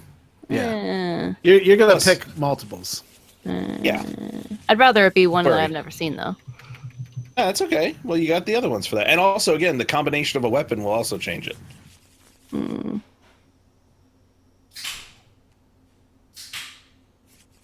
Caleb Huggins really feels Danger should have had that one. You know, I didn't have a very good argument. That's the thing. I had no idea where to go with that. That was a tough one. If I thought from the start, I would have really focused on my turtle flipping strategy. Because that is how you defeat a turtle. You flip it on its back, and just wait for him to die. Hey, Ryan Sukta. He was here for our first puzzle stream. Oh, awesome! We need to do another puzzle stream. Yeah, we're due. Oh man, Christine, how you doing? How's that fighter coming? I gotta pick one more white card because I have a blank thingy. Oh, okay. Okay. I changed the color of my counter King and Chris so it stands says- out a little bit more. King and Chris says that Danger, you should get a weapon, a pistol for your weapon. Then you won't lose. Oh yeah. If I had a pistol, I wouldn't lose. But that only works if I choose myself as a character. Jared Villano says the turtle will probably have life alert, so we'll get it fairly easily. Yeah, I hit the turtle just hits its life alert pendant. I don't know. You know, one of my jobs back before I was doing video full time was I was in a call center for an alarm monitoring service. You wouldn't believe how many times a day we would get old people accidentally hitting their life alert pendant. Yeah. And the way the rules work, you cannot ignore it. Like if you call, because usually it was like, all right, first step, call. They'll give you the number, you call. But if they didn't answer just because they're not by their phone or they didn't hear it or something, you got to call the police or the ambulance. It got ridiculous sometimes. You'd be like, this person again? Hey, Petey, why do you have 3? I'm back. You're definitely a 0. Oh, Okay, ready? Chad's back. All right. All right. Hit us, Christine. Ready? Okay. All right, my thing is a Good idea, Fluffy. Doomsday cult Okay. Oh, okay. whose bottom half is everyone at Burning Man, What? What? and they all have X-ray vision. Okay. No, wait a minute. Oh, wait a minute. I didn't supposed choose to another grab a- black card. A black card, not everyone at Burning Man. I'm like, that doesn't make sense at all. No, but this is the character card. It says choose another card. Oh, you know, you're right. My bad. My But bad. I do have, hold on. I didn't choose a second one. Whoops. Hold on just a sec. Got it. Okay. No, I think the black card acts as your first attribute card. It does. So you grab one more. Yeah, so From you the wouldn't. pile. She's got 3 right now. Yeah, Christine, put those cards back. You're supposed to choose one more randomly from the pile. And Yeah, you're no, this stuck was. with it. Yeah, this Which was one the was the random one you picked from the? Okay, This one. then How put do the I other one know back. Because I had Some that one. funny business now. I think she's still sore over Holy losing. No, And I I was just angry in the moment. Holy shit! Okay, yeah. Okay. All right. It's a Doomsday cult. Wow. Doomsday cult whose bottom half is everyone at Burning Man, and they could become mist while holding their breath. Okay. So if I'm picturing this right, I'm seeing a bunch of people that are dressed in like cult gear, like they have a tracksuit top. Mm-hmm. But they're also, the bottom half of them is everyone at Burning Man, so they're just not wearing any pants. Possibly, yeah. And they're dirty below the waist. They're just filthy. Yeah. Sweaty and dusty and dirty and grimy and gross, and have way too much pubic hair. And can become mist while holding their breath. Is that correct? Yes. Hey, Truckio. And That is essentially it. also Yeah. it's Devin Doty. Is there really anything? Is there such a thing as too much pubic hair, though? And, Well, I'd like to find out. all right, Look, let's start this. the proper amount of pubic hair is in the eye of the beholder. All right, so I guess Russ, start with your argument. How do you plan on defeating this cult?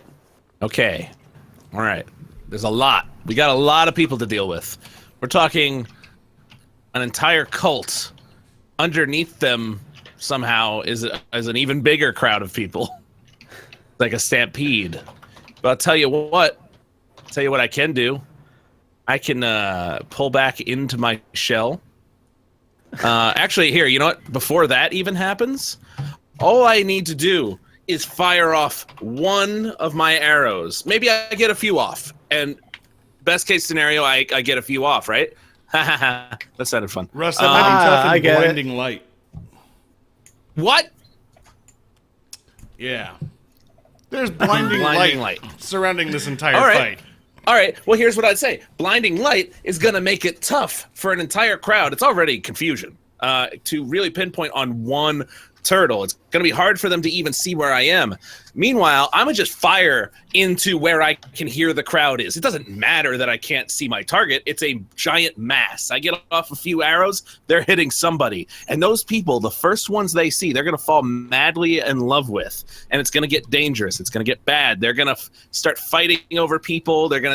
People are going to fall in love with people who don't want to be in love with the other person. It's going to turn into complete madness. I'm going to turn that crowd into a veritable riot.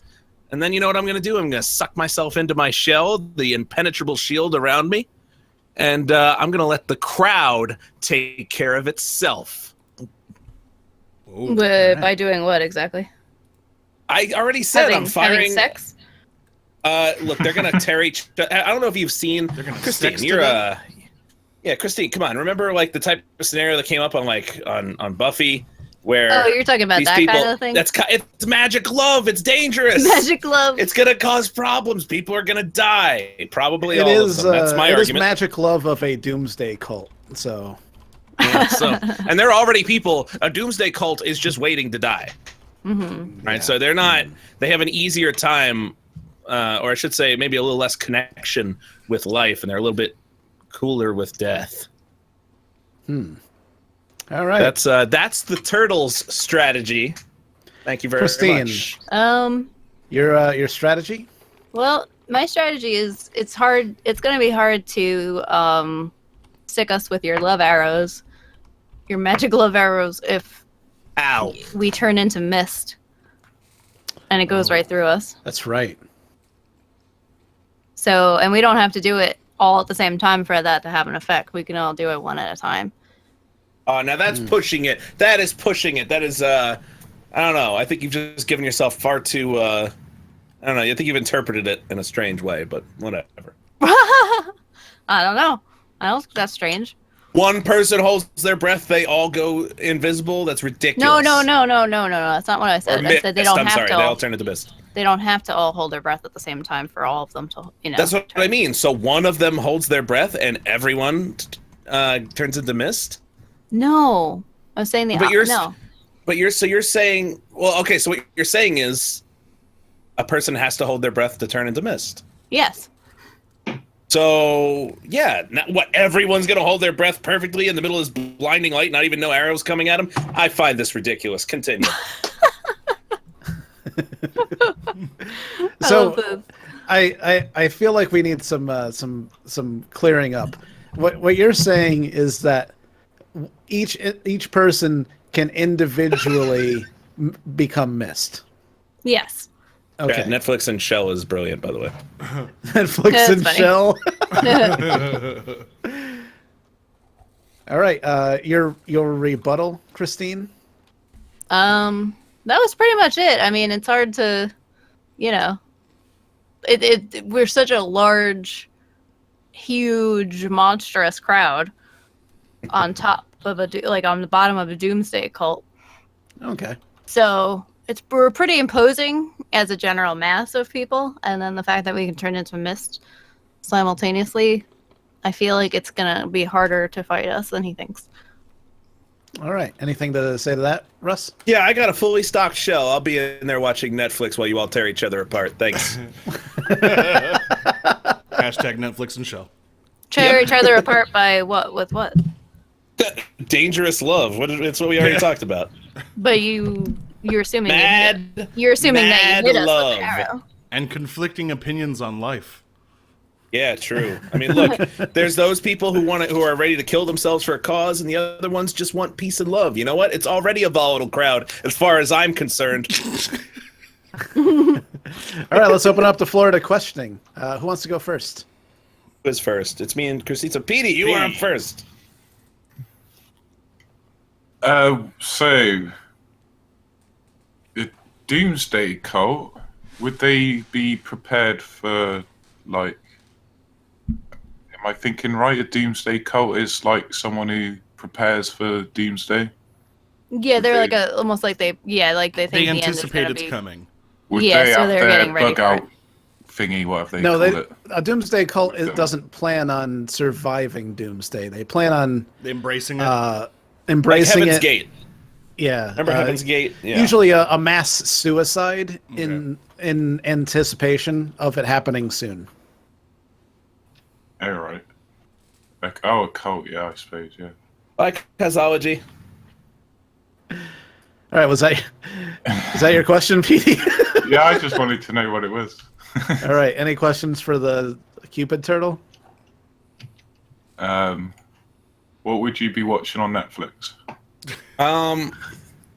You know what I haven't watched yet, and I know the first season's up, is Better Call Saul. This turtle's a big Breaking Bad fan, and missed out on the first season when it was first come through. Had a lot going on, but yeah, he's gonna catch up on that first. From there, who knows?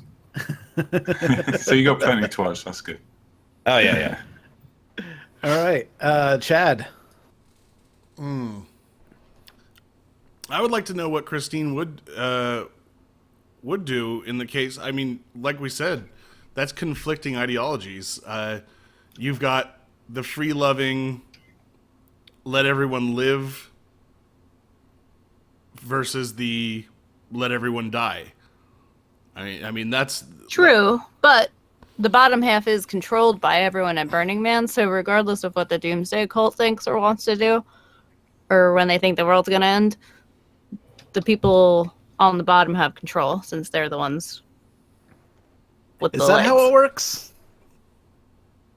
Now, I would just, knowing the kind of people that go to Burning Man, I mean, they're the kind of people that really don't like control. They want an open, free-loving environment. True.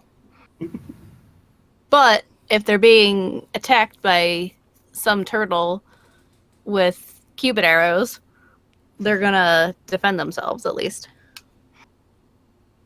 All right. They have their Shout own out- love. shout out- They don't need a fake magic love. By the way, shout out to Alwyn Van Pottelsberg. Welcome. Hello. Says I could become president as the turtle with my Cupid bow, and shoot at Putin and Erdogan so that they Erdogan so that they fall in love with each other. You know what? This turtle can get shit done. Yeah. I mean, he's I'm proven beginning to himself think in that darkness. there's nothing that he can't do. Yeah. He's proven himself in Are you darkness, done? but the turtle, Anything? let me see.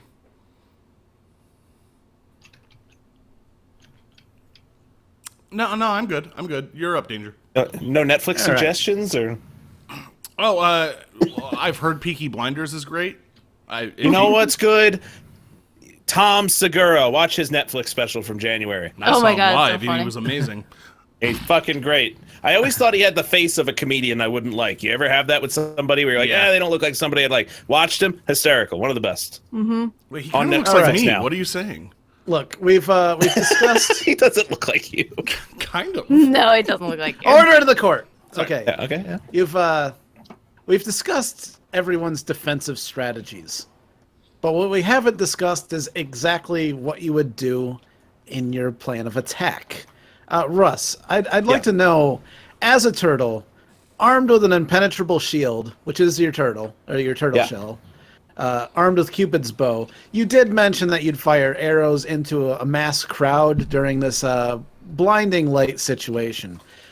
Do you have any specific attack plans around that, or is that it? Or are you just going to blind fire into a crowd? I mean, I am going to blind fire into a crowd. Don't get me wrong. I understand that it's possible, that I it's going to be hard. Not every arrow is going to land.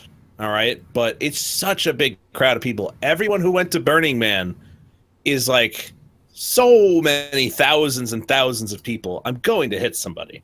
And then from there, the problem takes care of itself. I'm in my shell. Netflix, How many people do you plan on hitting, though? Look, you can't plan for that sort of thing. I'm firing into a crowd. I get off as many arrows as I can. It's going to be a good enough number. How many do you think you're going to have to hit, though? Oh, that I'd have to hit? Yeah, for one person. One would do it. I'm saying I'm going to hit far more than that. I'm saying all I need to do is hit one to start the seed that destroys everything. Okay. All right. Christine, we talked about your ability to turn into mist. You're a Doomsday cult. Your bottom half is everybody at Burning Man. But we haven't discussed how you plan on killing this turtle that is an impenetrable shield. Well, I would rely solely on the fact that I would act as a stampede almost. But it has a shield that's impenetrable. It might be impenetrable, but does that also mean that it can't be moved? It can be moved, yeah. Okay.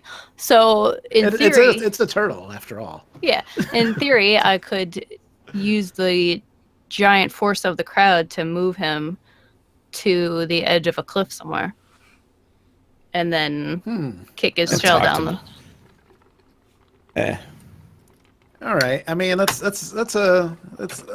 going somewhere at least. It's an option. No further questions. Closing arguments. I don't really have one. So closing argument. That's it. My closing argument, I've said everything I need to say at this point. I will, but to address what was just brought up, you're going to knock me down a hill. It's impenetrable. Even the force of knocking against a mountain as I go down it, I'm going to be fine. It's going to get a little bumpy, but I'll get to the bottom, and I'll still be alive. You haven't beaten me. I do have a question about that, though, Russ. How do you think that's going to affect your connection to Netflix? It should be okay. I mean, it's Wi-Fi, right? I mean, it's just as long as I'm in a coverage area. I'm so good. there's Wi-Fi at the bottom of the. Well, of the Wi-Fi, 4G, whatever. I'll use it. I got a really good data plan. I mean, if you're using data, that could get expensive. Is all I'm saying. Unless I'm you have not worried about that. an unlimited Look, data plan. I don't want to discuss finances, but I'm not worried about that. Let's just say that. All right. Well then, if you have no further argument, Christine, why don't we move on to the vote? By the way, quick shout out to Eric Reardon and Jala Campbell. DJ Firewave herself is in. Hello, Jala. Hello. Hey. PD sounds a little weird right now, but I trust me, it is him. It's not an imposter. It is me. I'm here. It is him. It's I am Petey. It's here. really him. That's pretty All right, cool. Petey. It's a, you know. Everything the light touches will be yours. Yeah. Oh my god, what was that from? Oh, come on. I know I'm not it even too. gonna tell you. Kick yourself for Yeah. this one. Oh my All right, god. let's start the voting process. PD. Oh, it's gonna drive me insane. I'm not first. You're up first. Yep. We go clockwise. It's me and Christine fighting, so you're clockwise. You're first. I don't think that your shield would necessarily help with falling down a mountain. That's a theoretical mountain even. Yeah, but she just said she threw you down a mountain. No, she said she would throw me down a mountain, but nobody ever discussed that there was a mountain here. Just like what's she gonna do if there's no mountain? We don't even have that as a thing. So yeah, whatever. And blinding light, no less. All right, go ahead and vote. I'll vote for Christine. Whoa. Oh, okay. Because I think that would still kill you, whether you're in a shield or not, because you'd still go splat in your shield. Yeah, there are G-forces to consider. Chad, your go. I'm actually solely based on arguments. I am actually going to go with the turtle, as my question about the like we said, the volatility of the Doomsday cult with the Burning Man bottom. I don't think there'd be any kind of control. I think it's just mayhem, and I think the turtle might have a shot based on that. So right. I am going turtle. It's fair. So we're all tied up, and it's all down to me. You know, This is the first tie, isn't it? That's come down to the last Yeah. vote. Yeah. yeah. And I did put this out on Twitter, and it's also very close on Twitter. 53% picked Cupid Turtle over Doomsday Cult, and that was 19 votes. That was a good amount of votes. But Doomsday Cult over here, it's a lot of people. That's a lot of people. It has the bottom half of everyone at Burning Man. That could be, 50,000, 100,000 people. I don't know how many people go to Burning Man. It's a lot of people. And they can become mist when they hold their breath. And then we've got Russ, the Heartless Turtle, with an impenetrable shield and How could you be Cupid's so bow, mean? and he plans on waiting out the mayhem in his shell, watching Netflix. And I feel like Russ has a really good defensive strategy. He's going to cause chaos and then let it all blow over. And I didn't really get a very good offensive strategy from the Doomsday Cult. The suggestion that they might throw him down a cliff, it's predicated based on the idea that they're going to have control over themselves once the fight starts, and they're going to have to find a cliff wherever that is. If they were still in their right mind, if they still had like a good defensive strategy that would keep the tens of thousands of people from getting hit with a Cupid's arrow, that's something completely different. Or if they'd found a way to utilize their mist ability, say like by becoming fog and then superheating themselves and getting inside the turtle shell and boiling him alive, that would have been a good idea. But nothing like that came about, so I have to side with the turtle. Turtle wins.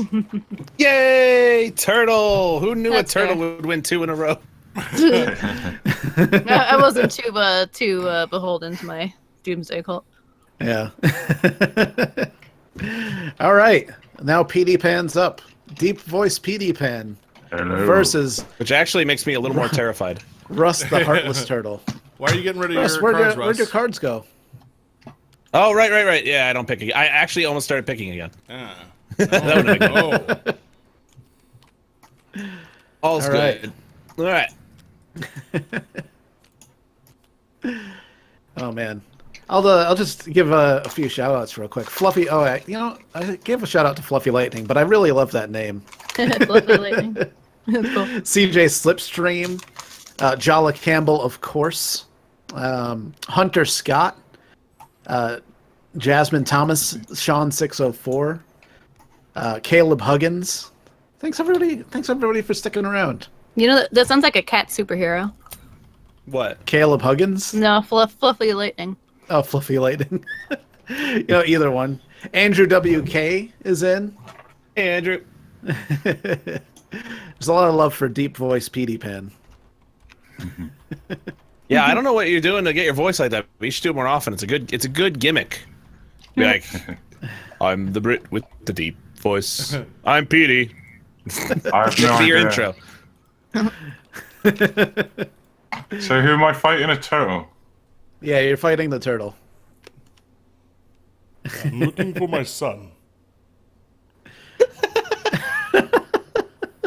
Oh my God, Elijah Philo is here. Hey, Elijah Philo and The John name I'm always Christie.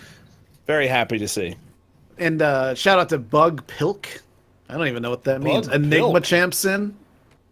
Alex Galvez. I think Bug Pilk is now my favorite name. Daddy Ice is in. Panty Brief says hi. I haven't properly said hi Hello. to Panty Brief, so. Hello. Nightbot is Buffed. working. Nightbot's been working flawlessly for like weeks. It's really weird. Yeah. I don't know what to say about that. Stay Puffed. Shout out to Stay Puffed. Ooh. Oh. Ooh. Jealous says PD sounds different. Yep. Devin Doty. How could I not shout out Devin Doty? Seriously. Oh man. Swaggy P. Hello, Swaggy P.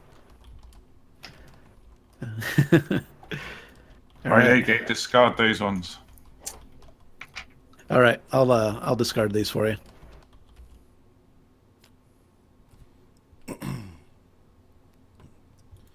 Oh, and also real quick, while you're choosing your last card, PD, we're gonna have a location. Let's see. Oh, The Hunger Games. Okay. okay. I don't know. Taking place during the Hunger Games. Should we throw in a Yes, scenario too? absolutely. All right. Hit it. And fighters are 100 stories tall. Whoa. That's a big How's that turtle. work with mine? Well, All right. what are you? Let's see. Oh my Ooh, god. That's like 6 inches tall. So here, Petey Pan is a Lucha Wait a Libre minute. wrestler who is 6 inches tall. How does that work? Let me see. I don't know. What if Does one negate SUPERFIGHT the other? cards? Armed with an infinite sausage lasso. That's great. So which one negates the other? Is he 6 inches tall or is he 100 Guys, stories tall? How about he just chooses another black card and whatever he chooses, that's it. Yeah, choose another black card, Petey.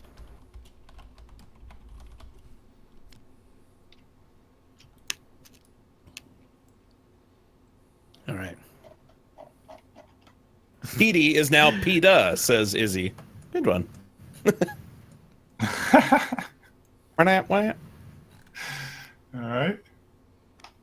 Whoa! Can only be killed by teabagging. Nice. Wow. You know what? I think we have a competitor here. Yeah. All right, Russ. What is your I- strategy versus Say what I'm a going to do. Lucha Libre wrestler who can only be killed by teabagging, armed with an infinite sausage lasso. Look, I've got something, but I'll tell you what I'm going to do. I'm going to use my my choice is champion. I'm going to allow the challenger to make his case first. You can't just change the rules. We've done it before. Just go. Yeah, you can actually. Yeah, I can. I'm the champion. I Well, am the so I champion. can only get killed by teabagging. Mm-hmm. And you ain't got any balls. Maybe. What do you know? And you'll be distracted with my sausage lassie. Is that its I love that primary it's not function? using the power. It's just my power is going to distract you. Yeah. And then I'll wrestle your ass. But just Yeah, your because ass. you are a wrestler. Yeah, you're right. That's true. The Lucha Libre, they are known for being quick and high flyers. They pull off some really impressive stuff. Agile. But the fact is, you can't teabag me, so... There is that yeah? very obvious Now, factor. I will say though that I mean that nothing is really. It's not about killing. It's just about winning the fight. So I'll throw that out there. Okay. Well, if I can only be killed by teabagging, then that's my only weakness. Nothing else will surely affect me. But you're also a wrestler, PD. Yeah? You could be defeated by being pinned. This is true. How would Yeah. he pin me there? By wrestling you. He'd have to wrestle you. He'd be tied in a lasso of sausages. Good point. His voice is throwing me off so bad. Yeah, me too.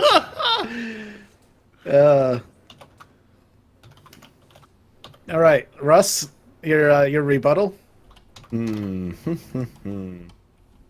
know, you say that I can't beat you with because you have to be teabagged, right? But turtles have testicles, okay?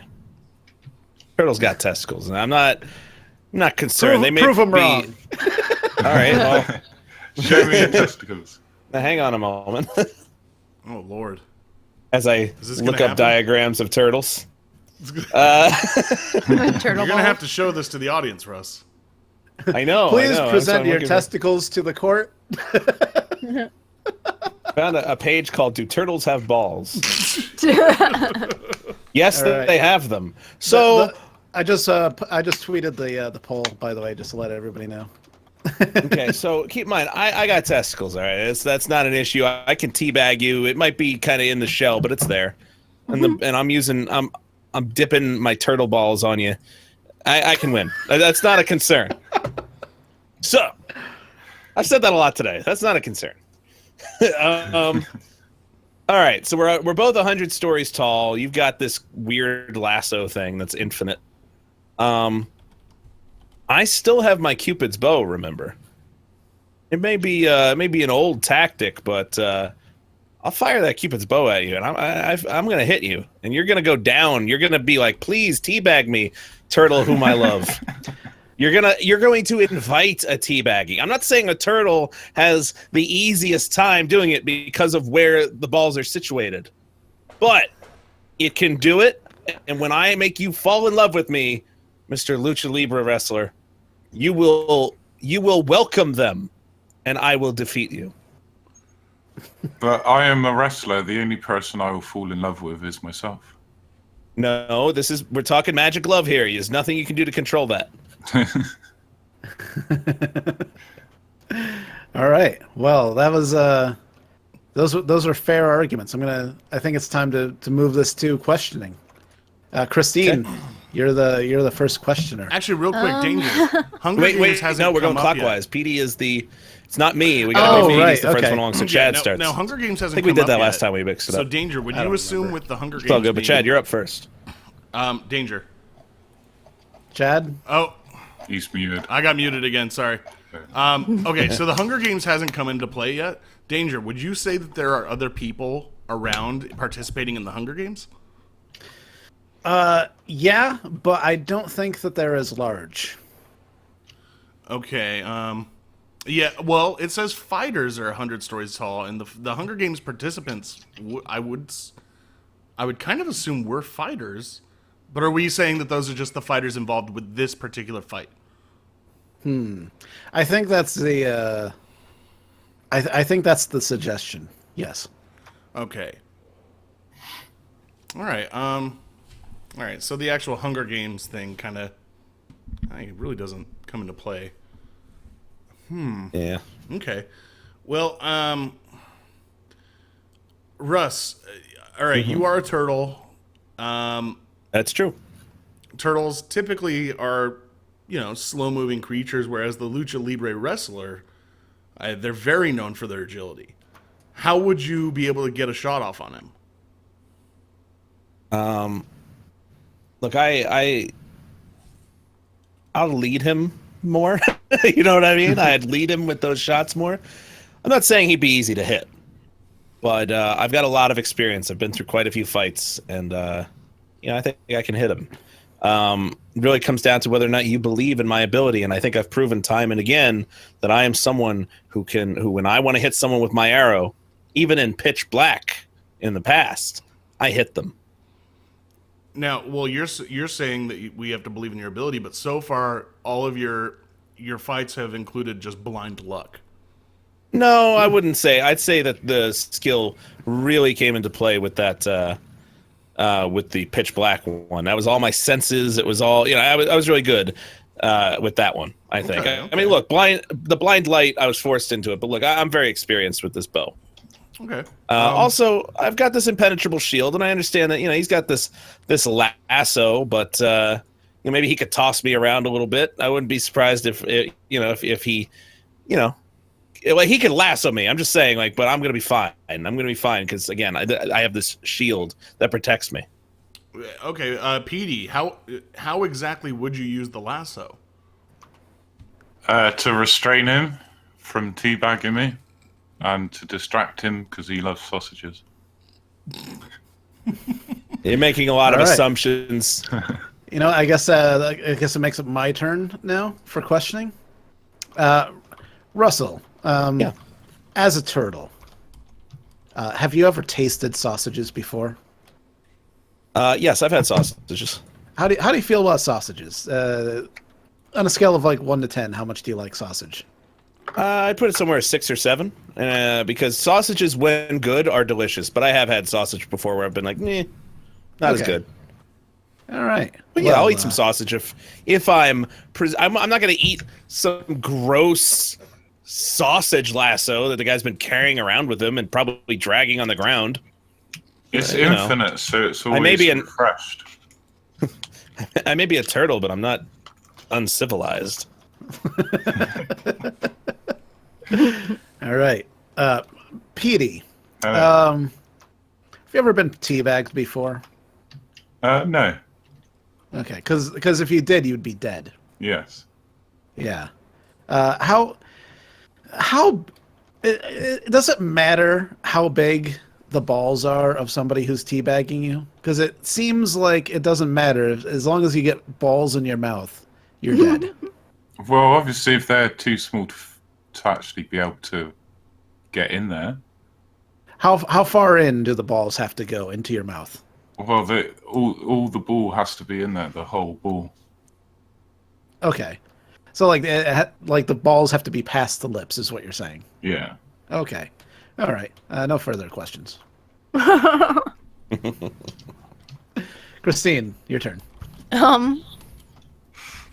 My questions are pretty much asked already. The only thing is the infinite sausage lasso. Can you cut it off at your will to lasso people? If you had multiple people? Yeah, it's infinite. Okay. So it's kind of like Spider-Man's web. You could tie yeah, them up yeah. Yeah. Okay. Right. Yeah, that's it. That's all. That'd be good to have. I just want that in my refrigerator, to be honest. Seriously. Yeah, that sounds great. All right. Any more questions, Christine? No. I think I'm good. Final arguments. I will start. The only argument I can see really being made here is the difficulty of teabagging. But as I pointed out, he will fall in love with me, and he will invite a teabagging. He will, in fact, be so in love, he will make it his business that he gets those turtle balls past his lips, if that's what it takes to count as a teabagging. That's how in love with me he's going to be, thanks to Cupid's bow. I'm a great shot. Thank you very much. I'm going to beat this wrestler. Okay, is that it? Yeah. By all means, go ahead, PD. My argument is that he ran out of arrows in the last fight shooting at the crowd. Making assumptions. So that's. Making Well, you assumptions. said you shot all your arrows into the crowd. Never said that. I'm At the pretty sure time, you that did. was a different day. Yeah, so where's your arrows? It's You ain't got 'em. Cupid's bow. It's magic. They just Yeah, willed they're into magic. existence. Nah, you ran out. So you're gonna base your entire fight based on an assumption? And like I said, he would only fall in love with himself because he's a wrestler. Yeah, but he won't. But he won't though. That's not how Cupid's bow works. Hey, Matt Beeman. It does. I saw myself in a mirror. There you go. Do you have a mirror? Do you have 100-story tall mirror to look in? Yeah. I'm a wrestler. I keep a mirror in my back pocket. There you go. Okay, so you got a mirror in your back pocket. Yeah. All right. So you can see yourself in your pants. Yeah. Okay. All right. No, well, see you later, when Mario. I get shot by the bow, I was like, oh, what's Bye. that? To look at myself. Yeah. Real quick, see you later, Mario. Don't be a stranger. Bye. Come you, Mario. back. Bye. all right. So as it's down to judgment time. Chad, would you like to start us off? Yeah, sure. Let's see. I'm kind of leaning towards the Lucha Libre wrestler, on the count of like I said, his agility really would come into play in this. While the turtle might be a good shot with that bow and arrow, I don't think it's a proven enough ability to really take out a Lucha Libre wrestler who does have an infinite sausage lasso that he could restrain the turtle and prevent him from firing. So All right. I'm gonna go the wrestler. Okay. Yeah. All right. Look, I gotta as an attorney, I have to look at the facts. Hey, Oren Meyer. The Danger attorney at law. the facts I was presented is the heartless Cupid turtle has a known strategy, a time and time again proven strategy of shooting people with Cupid's arrow and using that to his full advantage. I have no doubt that if hit by Cupid's arrow, this Lucha Libre wrestler would want Russ's turtle balls in his mouth. And the facts presented against this case were based majorly on assumption that can't be proven. I have to side with the turtle, Damn it. so we're tied up. Ooh. All right. All comes down to vote. It's up to me. Well, they were both good. They were both formidable. But I think taking into consideration that you're also playing during the Hunger Games, there's other people running around and stuff, so it's chaotic. And the fact that the wrestler can only be killed by teabagging, I think I'm gonna have to go with the wrestler too. I'm gonna have to go with Petey. Oh, Yeah. This is an outrage. it's a major upset. Petey getting all the points. The Lucha Libre wrestler has killed the indestructible turtle of love. It's a new day. It's a new era. It's a new era. Anything is possible. Honestly, I can't believe I made it as far as I did with that fucking turtle. I don't know. It was indestructible. Shield. Yeah. I had It was fun arguing it was a though. good defensive. It had a good weapon. Those are my favorite ones to go with in this, though, where it feels like at first glance it doesn't make any. There's no way. Yeah. Those are my favorite ones to get. Good fight, Petey. yeah. Thank you. While you create your character, I'm gonna just go grab something from upstairs. Oh, good. It'll be real fast. Oh man. Hey, Waspy's in. Wrestler in love with turtle greater than wrestler all over turtle while it's on its back. How? Which is how a pin works. Oh my god. Yeah, Petey, missed opportunity. You could have simply flipped the turtle over on its back and you would have won because you're a wrestler. Oh yeah.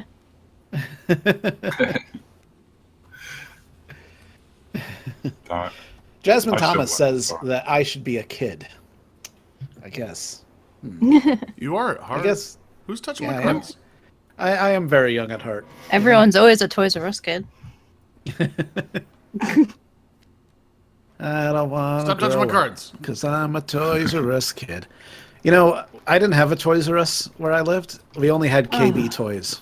Aw. He's Well, discarding. KB wasn't that bad, but Toys R It was Us. like those are discards. It was like the same exact thing, but I miss like- Toys R Us it was didn't- always big, the biggest one. yeah, it didn't have the theme song though. Yeah. Yeah. KB though, I was very underrated. It was a great store. They let you play Yeah. with all the toys right in the front. It was Yeah. great. The last I would say the last 7 years it was around, it kind of died a slow death. But All right, what do you Before got that, it here, was Chad? good. Oh, I'm a musketeer. I am a musketeer Okay. with super endurance. I am a super endurance enhanced musketeer who throws fireballs. nice. All right. You know what? We might have a fight here. What's let me see. I just got back. A musketeer with super endurance that throws fireballs. I love it. I'm like a Super Saiyan musketeer. This feels like a weird anime fight. That's right. All right. So you know what? Let's open up the floor. Now, well, hold Hey, on. Agent Rob. Are we gonna have a location or a scenario? Let's do it. Yeah. I'll pick them right now. All right. Let's see what we got. All players, stop moving. All players draw and play new attribute from the deck. Ooh. Okay. Who's gonna go first? And it's on a Zeppelin. Wow, this is like a steampunk. So what- Yeah. Anime you got thing, I don't know. I really like this. This needs to be a movie. Draw another attribute. Everybody, both of you draw another attribute. All right. I'll get another black card. I wish it said Musketeer. I'll let PD can go first because he's the champion right now. That would be amazing. Oh, okay. Well, I guess just. I was gonna say you could both draw at the same time. PD insists on doing it in private first. Ooh. The musketeer. Oh, you got screwed, Chad. Oh, I don't know. I kind of feel like he did too. Yeah. Just hands. Literal jazz hands. Wait. So literal jazz hands. Let's define what this means. Yeah, I'm not really sure. I think holding what your hands this up and shaking your means fingers. Is his Is hands that- are jazz? I think when PD does jazz hands, you hear jazz. Oh, Like a jazz band. like just music starts comes out of playing. his hands. Music comes out of his hands. His Musical hands. Yeah, literal jazz hands, but only when he does Musical jazz hands. hands. Okay. All right. You know what? Let's open the floor for your arguments. All right, PD, go ahead. Well, you've only got one leg, so it's not going to be hard for me to take you down, really. I'm a wrestler, used to taking down people with two legs. Throwing fireballs isn't going to help you much, because they're not balls. It's only Okay. testicles, not fireballs, that hurt me. And I've got jazz hands, so that's going to distract you while I take you down. Yeah. And don't forget the infinite sausage lasso. Yeah, obviously you'll be lassoed Right. and restrained. Are you gonna try to Kenny G him into like a lull? I don't know. You'll have your questions I when the don't. time I don't think comes. Jazz Hands will make Kenny G happen. No. Definitely not Kenny G.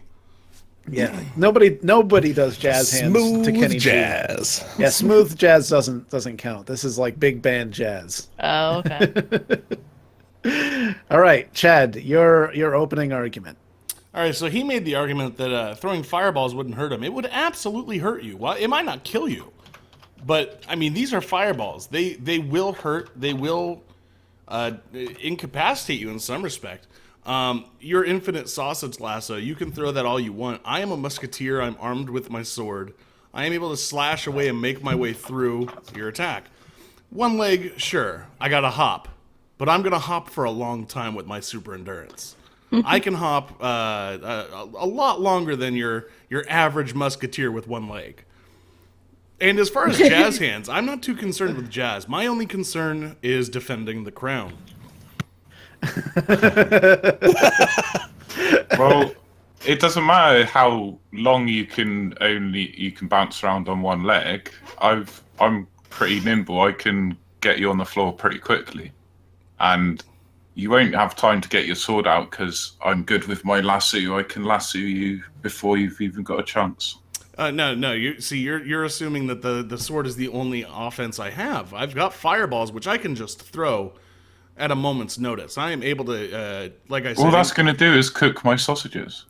And you, and I will be able to just roast you. And while you're writhing in the ground on pain, Yeah, but I've got a your lovely fireballs. set of musketeer balls that are just waiting to be dipped in your Lucha Libre mouth.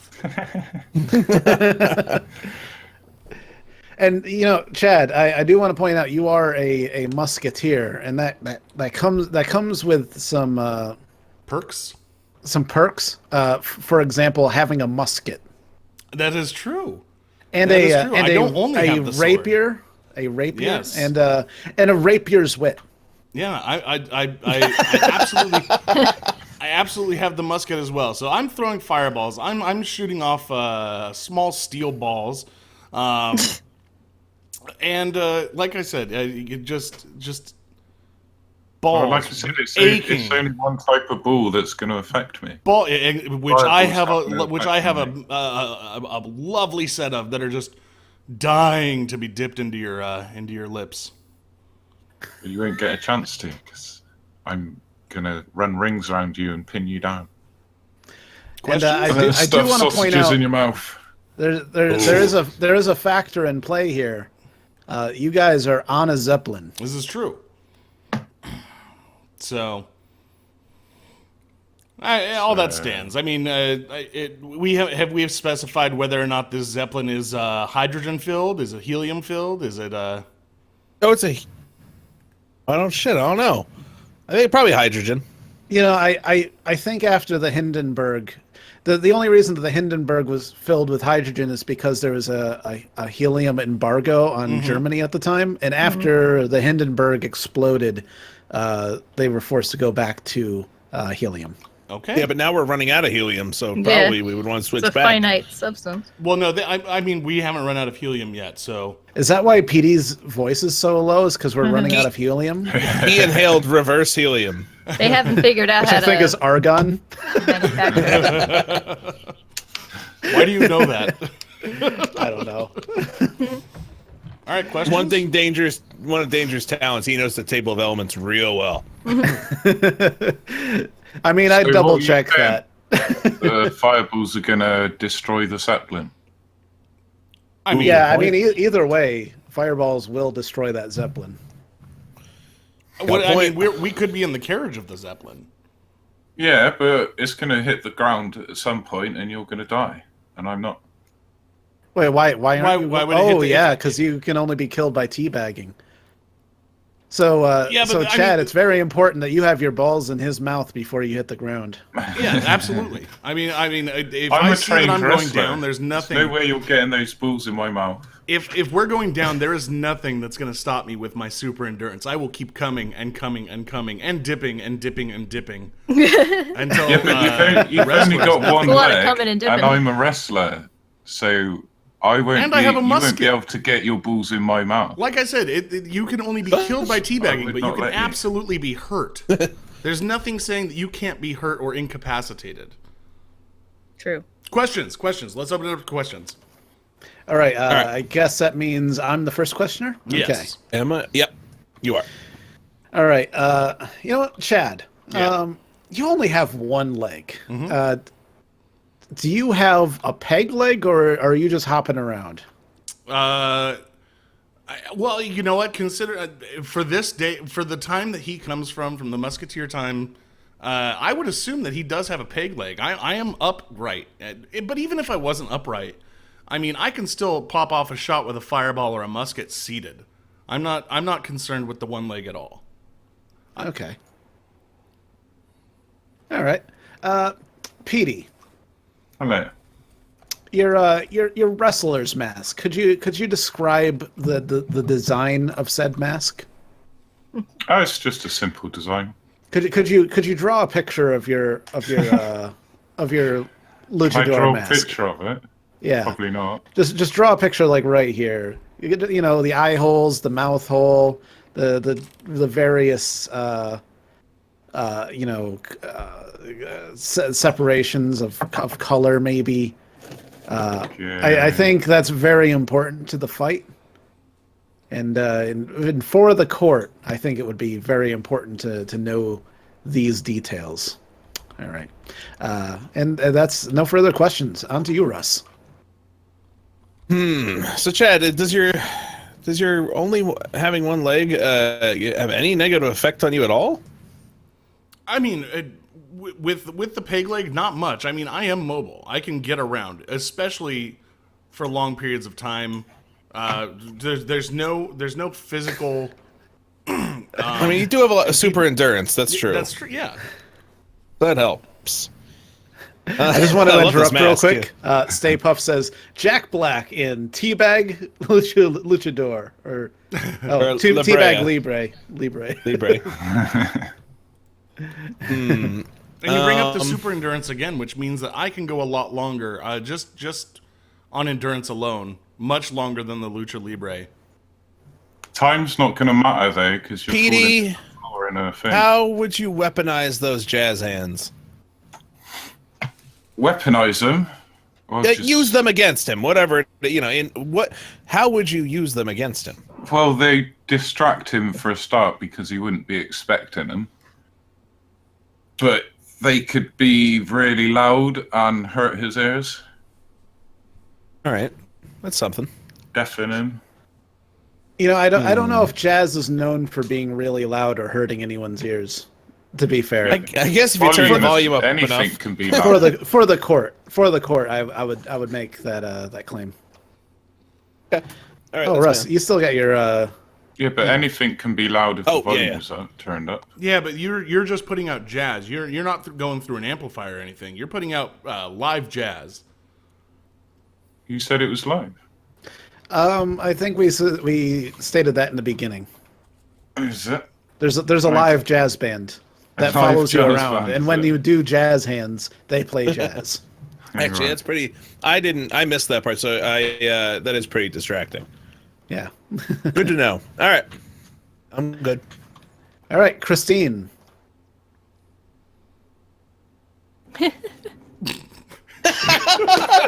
Christine. What? I'm thinking. I'm sorry. Well, That's a Waspy. Hey, Waspy. I just love that it was just like awkward silence and then followed by. I'm tired. I'm sorry.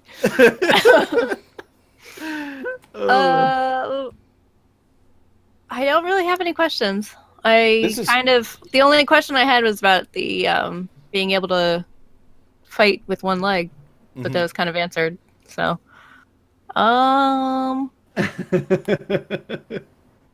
yeah, that's it. I'm good. Where are we Okay. at on Twitter? This one's been pretty close, I think. I don't know, but it looks like PD's 41 away from 10,000. Oh Ooh. shit! Everybody, again, subscribe to Petey. Yeah, Get him to subscribe to 10,000. Pete. He's trying to get to 10,000. That's It's badass. very important. It'd be amazing if you got to 10,000 in this stream. That'd be fucking It nuts. would. That would be awesome. On Twitter, 56% Sausage Luchador, 44% Fireball Musketeer. Ooh. All right. Close. So the line of questioning has been completed. Your final statements. Go on then, Chuck. Oh, you go right ahead, Lucha Libre. He is the champion. He decides who goes okay. first here. All right. Well, his argument was a lot based on the fact that that none of my offense would affect him, and that's not the case at all. He keeps insinuating that this only being able to be killed by teabagging prevents him from being hurt, and I've got multiple modes of offense. I've got the musket, I've got the sword, I've got the fireballs. I don't have to use the fireballs. I don't have to use the musket. I don't have to destroy the Zeppelin to beat you. I will if it's necessary. And on the way down, I will stick my balls in your mouth. I don't mind that. In fact, I might like it.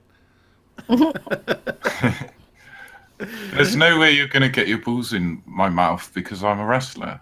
And I just won't let it because I can pin you down easily. You can't pin somebody down with super endurance. I'm going to keep fighting and fighting and fighting. I'm a musketeer. I'm known for fighting. You can keep trying to get out. You got endurance to keep trying, but I got you pinned. It doesn't mean because you've got super endurance that you'll be able to get out of that. You're pin. also assuming that you would be able to get close enough to me. I mean, I would be able to pop off a shot from the musket. Well, you're disable going to you. need to teabag me, so you're going to have to get close to me. If you're trying to teabag me, What if I paralyze you with a musket shot? what makes you think this little tiny fucking A musket ball ball? bearing's going to fucking hurt a Danger, wrestler? can you confirm that a musket ball could in fact paralyze a human being? Yeah, a standard musket ball is about 54 caliber, and it hits with enough force that it can completely cripple limbs, and if hit in the right place, it can just take off limbs entirely. If hit in the right place. And But I'm I'm a strong wrestler. who strength can has only be nothing to killed do. by teabagging, so other things will have a lesser See, he effect keeps on going me back as to well. the killing thing. Yeah, but He's not going if, to the. I'd be able if to that's disable you. if that's the case, then other things will have a lesser impact on me as well. Because if That's not stated by the cards at all. and it doesn't kill me, then it's obviously got a lesser effect on me. Nothing in your cards states that you would be less impacted by any of my my forms of attack. Because No, you I can state only be that. killed. 'Cause it's No, me. you have to go by the cards. You're going by the cards right now. You can't. Yeah, but other people have that would be added an things attribute. in. That would be an attribute. I'm And- allowed to. No, that would be an attribute. You would have to have a card stating Yeah, that. but surely if teabagging is the only way to kill someone, then other things like shooting a gun at them is not going to have much of an effect on them, are they? Where is the 'Cause logic shooting in a gun that? at somebody, Where is the shooting a logic in gun at that? somebody is going to kill them. But it's All right. not gonna kill Let's me, go to a vote. Let's so go to a vote. I'm going to All right. have more Well, of you know a what? resistance to it. That is your argument, and it is up to us to make the decision if that is a valid argument. All right. Who's for Danger? I think is first. Danger's All right. first. You know what? I for one do not believe that that being invulnerable to death makes you impervious to pain or crippling damage, regardless of the state of your sausage lasso or your ability to summon jazz. Things would have a less effect on me, though, surely. I also want to say that even as a Lucha Libre wrestler, wrestling, especially of the Lucha Libre variety, is a very, very noble sport and requires you to be top physical condition. However, it doesn't compare to a true warrior like a musketeer. Someone who has combat experience, someone who knows how to wield a blade and a musket in combat, who has super endurance and can throw fireballs, despite only having one leg. given the super endurance, I guess I'm going to assume that Chad's able to get around on that one leg perfectly fine. He's adapted to it. He probably lost the leg by getting shot with a musket ball in a war. I'm gonna side with the Musketeer. Boo. Russ, you're up. All right. I think this is, as the Twitter poll shows, I believe this is the closest fight we've had. Just in a... It's 50-50 right now. Is it? Wow. It is. This is a tough one to decide. Because I feel like it would be a great battle. I feel like it would be like Superman and Doomsday, where it would just come down to them punching the shit out of each other and using their powers as much as they can until one of them, or even both of them, falls. And Chad, your willingness to use your firepower and your musket while on a Zeppelin is dangerous and outrageous. Not to mention brutish, feckless, and impulsive. I went on thesaurus.com. I wrote these things down. But God damn it, I think when it comes right down to it, even if you both ended up defeating each other, just beating the shit out of each other, I feel like you would just barely outlast Petey's character. So I'm going with Chad. Oh, robbed. So close. All right, Christine, you're up. No, not that it matters, but I side with the Musketeer as well. Fuck all Wow, you. unanimous. I don't want to play this crap game anyway. All right, Petey. Chad, you got yourself a win. There you go. Woo, thank you. Also, Petey, you do still have a win. Yeah. Petey keeps on changing it. I didn't change that. All right. Well, that All makes Chad the champion, and me the challenger, the champion. All right. Let me. Hey, Jasmine Thomas. Jasmine Thomas says every time we're saying the word jazz, it's throwing her off because that's, I guess, what people call her. So she keeps going like, huh? What? Jazz hands. I actually say jazz hands quite a bit, so you're gonna have to get used to it. I'll be right back. That's my go-to animation in GTA is jazz hands. Jazz hands. Oh shit! Don't look at that, Russ. All right, I'm not looking. All right, let's see what I got. I gotta move this. There we go. Get over there. Let's see. Oh my god. All right. Oh my god. Oh boy. Son of a bitch. All right, let's see. I get some of these that are like pick such and such. Like I have my choice, and I feel like that's kind of a cop out. I don't know. What does this mean? Not that kind. It could mean anything.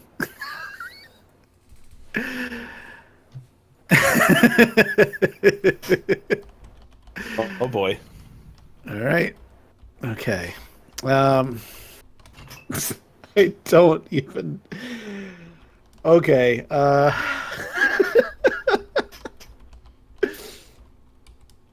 All right. This one. That one's out. I'm gonna get rid of that one. Get rid of this one.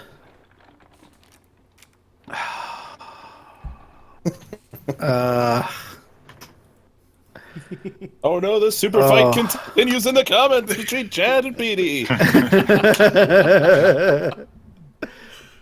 All right. Okay, now I got to choose my one more thing. All right. Let's see what I got. Show me what you got. Oh my god, draw a random character card. God. All right. Oh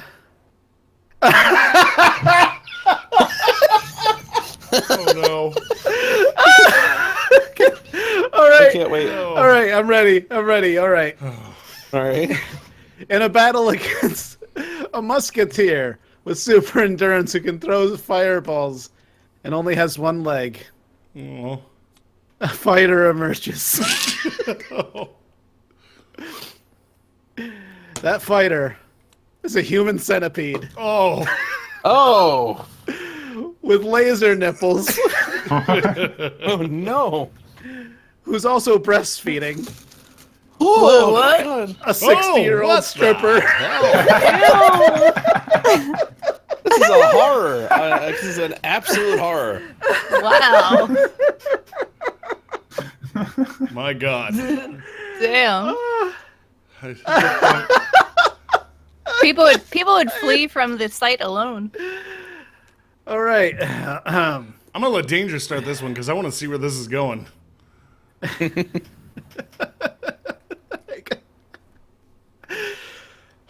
All right. Imagine, if you will, No thanks.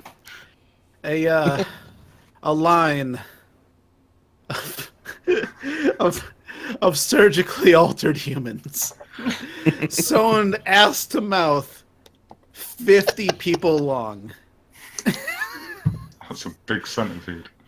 stripped naked, all blasting lasers from their nipples, That's a lot cutting of lasers. holes through the floor around them, burning everything in sight. But they're also collectively breastfeeding a 60-year-old stripper named Carl. Oh. Oh, he's a male stripper. Yep. Oh. His skin is saggy and wrinkled. His hair is sparse but gray. Farce. Wearing a thong that barely keeps his old saggy man balls from spilling out. Ooh. Gorging from the laser-infused teats of a lactating human centipede. My attack is simple. I plan to appall, to confuse, and to ultimately surround and destroy my enemy with my laser nipples.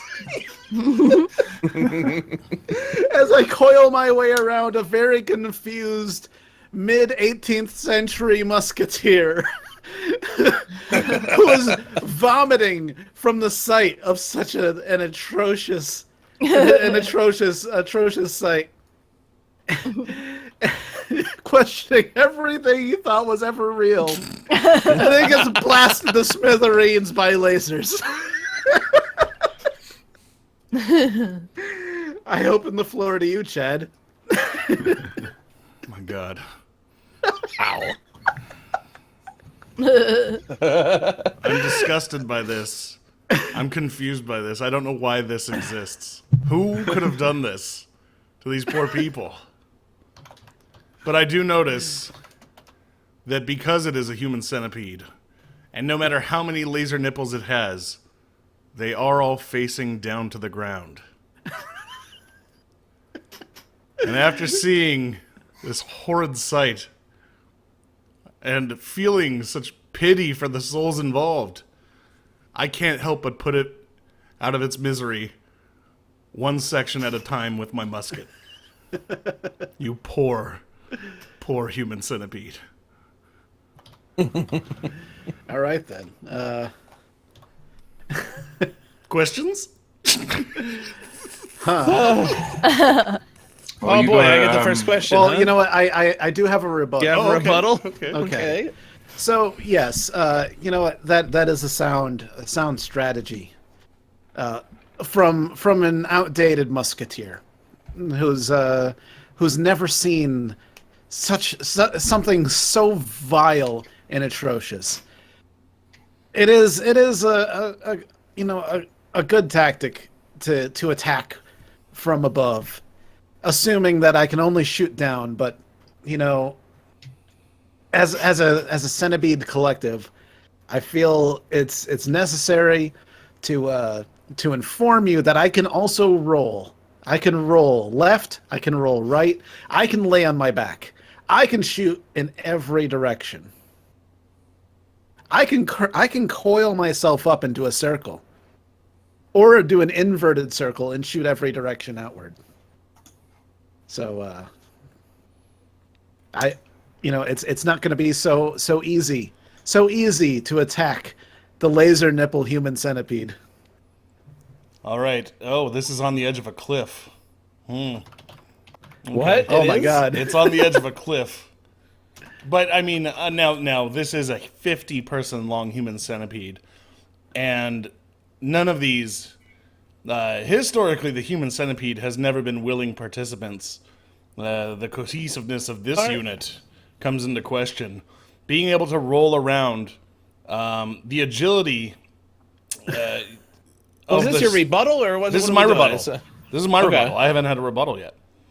Okay. He would not be agile enough to flip around with his laser nipples in time for me to be able to at least pop off a shot or two. Especially, not to mention the fact that I do have fireballs that we're forgetting about, that I can absolutely torch the entire human centipede.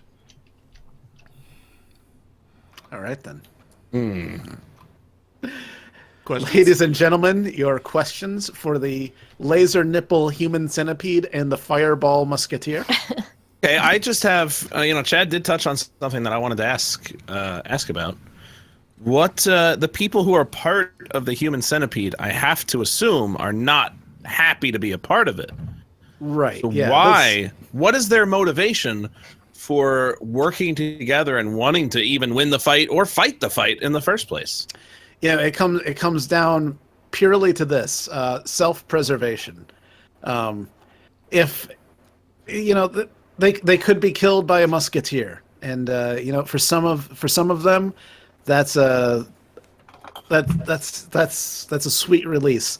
But nothing would be worse than being a survivor of this fight and not giving their entire all to the fight when it comes back to the punishment that the surgeon would give them, possibly transforming them into something even more grotesque. Ooh. Okay. So fear is their motivation. All right. Yeah, and I don't have any further questions from Chad. I think I know everything I need to know about his character. Yeah, mine's pretty So straightforward. over to Christine. Now, I'm assuming that the 60-year-old stripper gets traded off between people. Like they're not all It would be whoever is the most engorged with milk at the time. Yeah. Okay, that was my question. It's a constant feeding process. The 60-year-old stripper cannot be satiated, so it merely moves along to the next pair of teats that are engorged. Is she eating? He. I'm sorry. Yeah, is he eating while simultaneously going to the bathroom? If he's constantly eating. Oh, of course. It's a trail. It's a slimy, slippery trail.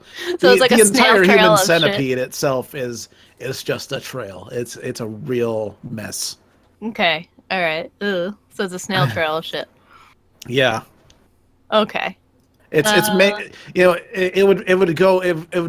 would be said that it was making this already precarious situation on the edge of the cliff even more precarious, especially for someone who only has one leg.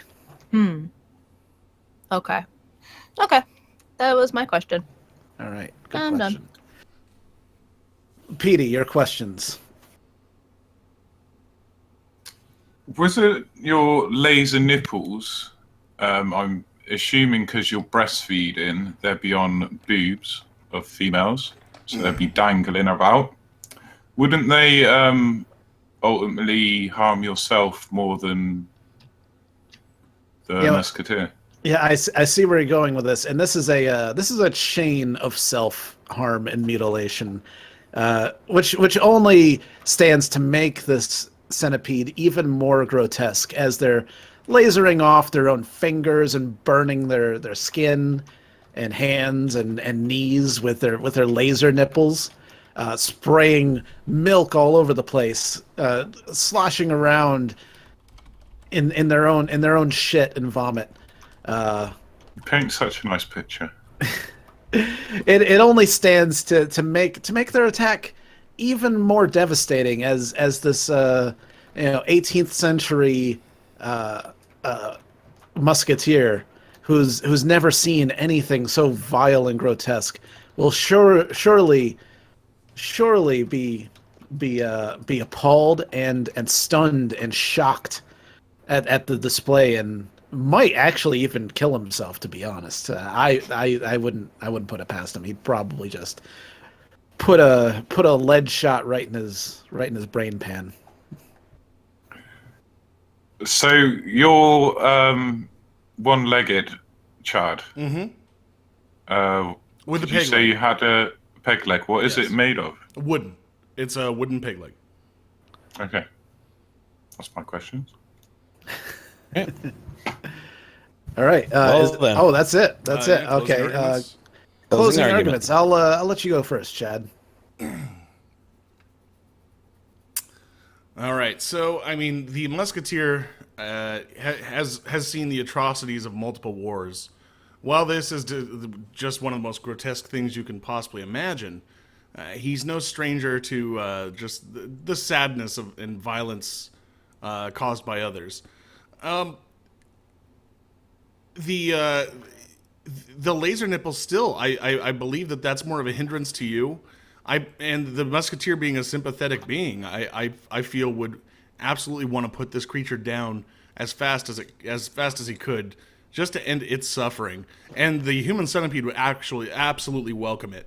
And I saw somebody in the comments mention that if they were to break apart, they could run around and attack me. But we have to keep in mind, going from the source material, when a human centipede is created, its tendons in the back of its knees are sliced to keep it from standing. It has to crawl at all times. So its mobility, I mean, I'm one-legged, but I can absolutely outmaneuver any one of these sections of the human centipede with its sliced knees. All right. Well, in my closing argument, I think I stated it pretty clear. I have a solid attack strategy. Defensive strategy isn't as necessary as I am a multi-being creature. Parts of me are going to die, and other parts are going to live, and that's just something I've come to accept. Some links are going to be destroyed, which after we're done, will be disassembled and then reassembled with only the living components, and probably the Musketeer will be added to us. And while our laser nipples may be a hindrance, I feel like it's a strong motivator. It's constantly burning us and making us want to point those lasers in a direction that's not us. Trying to get those lasers pointed towards something that whatever the target is that the evil doctor says we have to attack, so that he won't beat us or turn us into something worse than what we already are. That's my closing argument. All right. All right, let's go to a vote. All right. Starts with me, huh? This is another one I could see going either way. This is a tough one because I think you both would have good attacks against each other. I think that the cliff, since Chad has only one leg and you guys are a human centipede, one starts to go, it could mean doom for everyone. I was going to make that at the end, and then I totally forgot. I was going to make that argument and totally forgot. But yeah. But honestly, out of those two scenarios, I think the most likely, because there's more room for failure, is that someone in the human centipede is going to flip and go down that hill. And take the rest with them. I think. You don't think that the human centipede has more traction? No, I think all it takes is one problematic part of the centipede, and everybody's doomed. You know, it requires so much teamwork. Whereas of people who, again, were unwilling participants in the first place. Meanwhile, the Musketeer relies only on himself, and he's pretty good at what he does. So I got to go with the Musketeer. But it's a good fight regardless. Whew. All right, Christine. Whew. It is hard because they're both formidable. But I think I'm gonna have to go with the human centipede on this one. Oh. Based on fear factor alone and disgust, I feel like that is would... an abomination. Yes. Yeah, It it's such an abomination, and the fact that it's fucking has shit and vomit and piss all over itself, and it's creeping towards you. Well, it wouldn't with have this it on itself, more in Well, itself. it's like- It's recycling its own. Well, its own food, yeah. essentially. It's But it is coming out the end at an alarming rate. To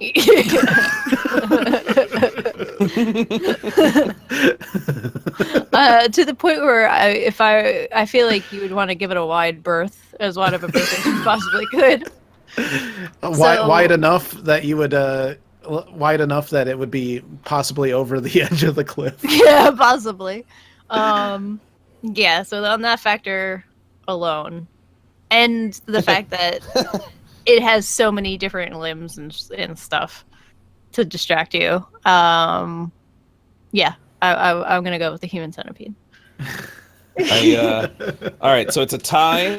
And before we go into the tie-breaking vote, just want to shout out Opt Gamer, who's in here. Chi Odways is back. I want to point out that on Twitter, the laser nip human centipede is winning 85 to 15. Wow. And also a quick shout out to Nathan Teston, who was like, "What is happening?" He must have just got here.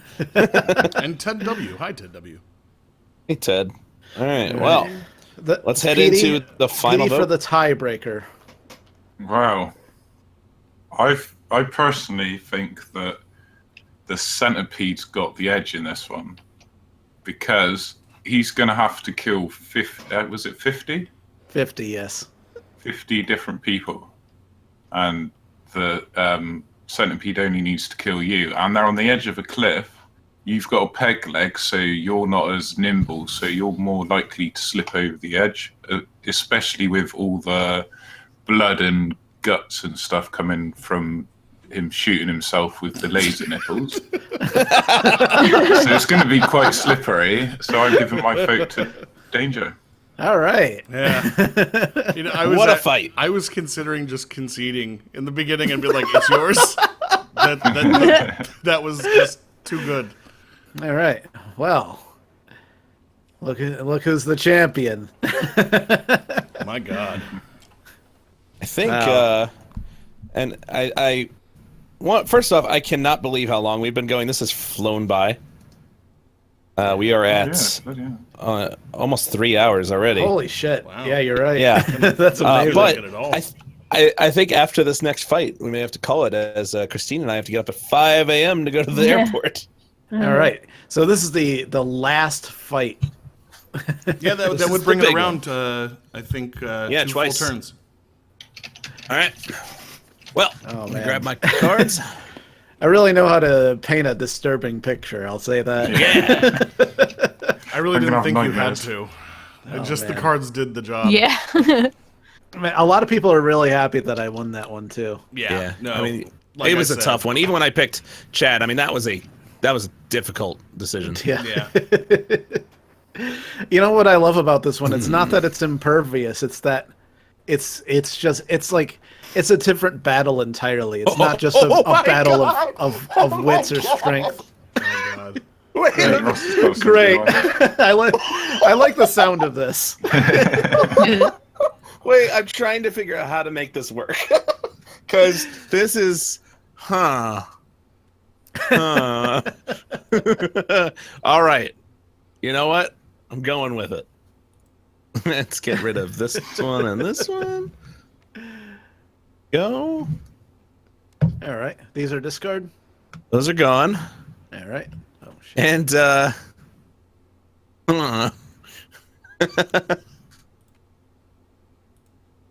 Okay, and I will. This one's out there. Even by this game standards, this one is going to be fucking out there. All right, let me choose my other black card.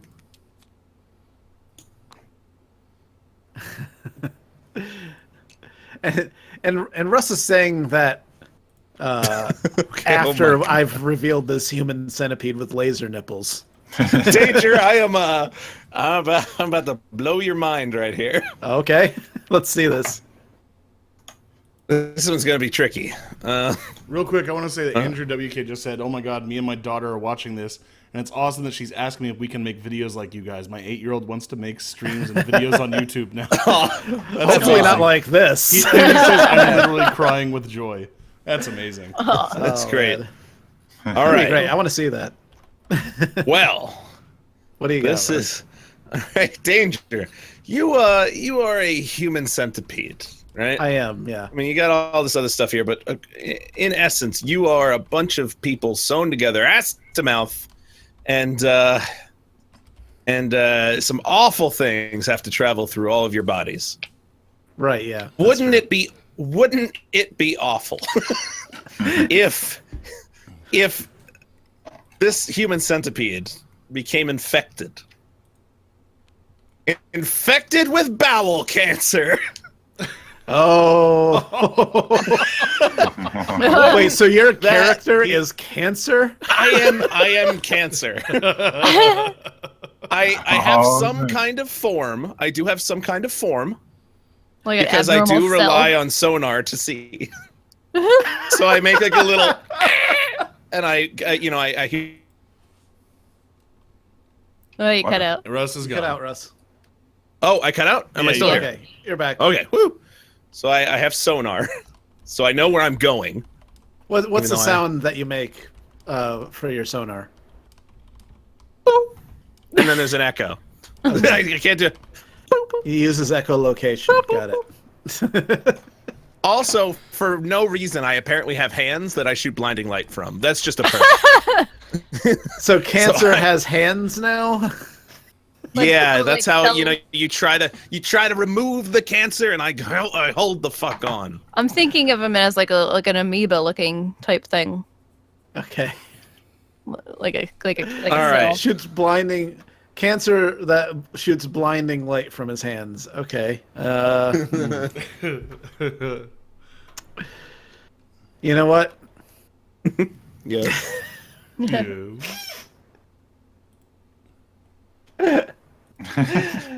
All right. All right.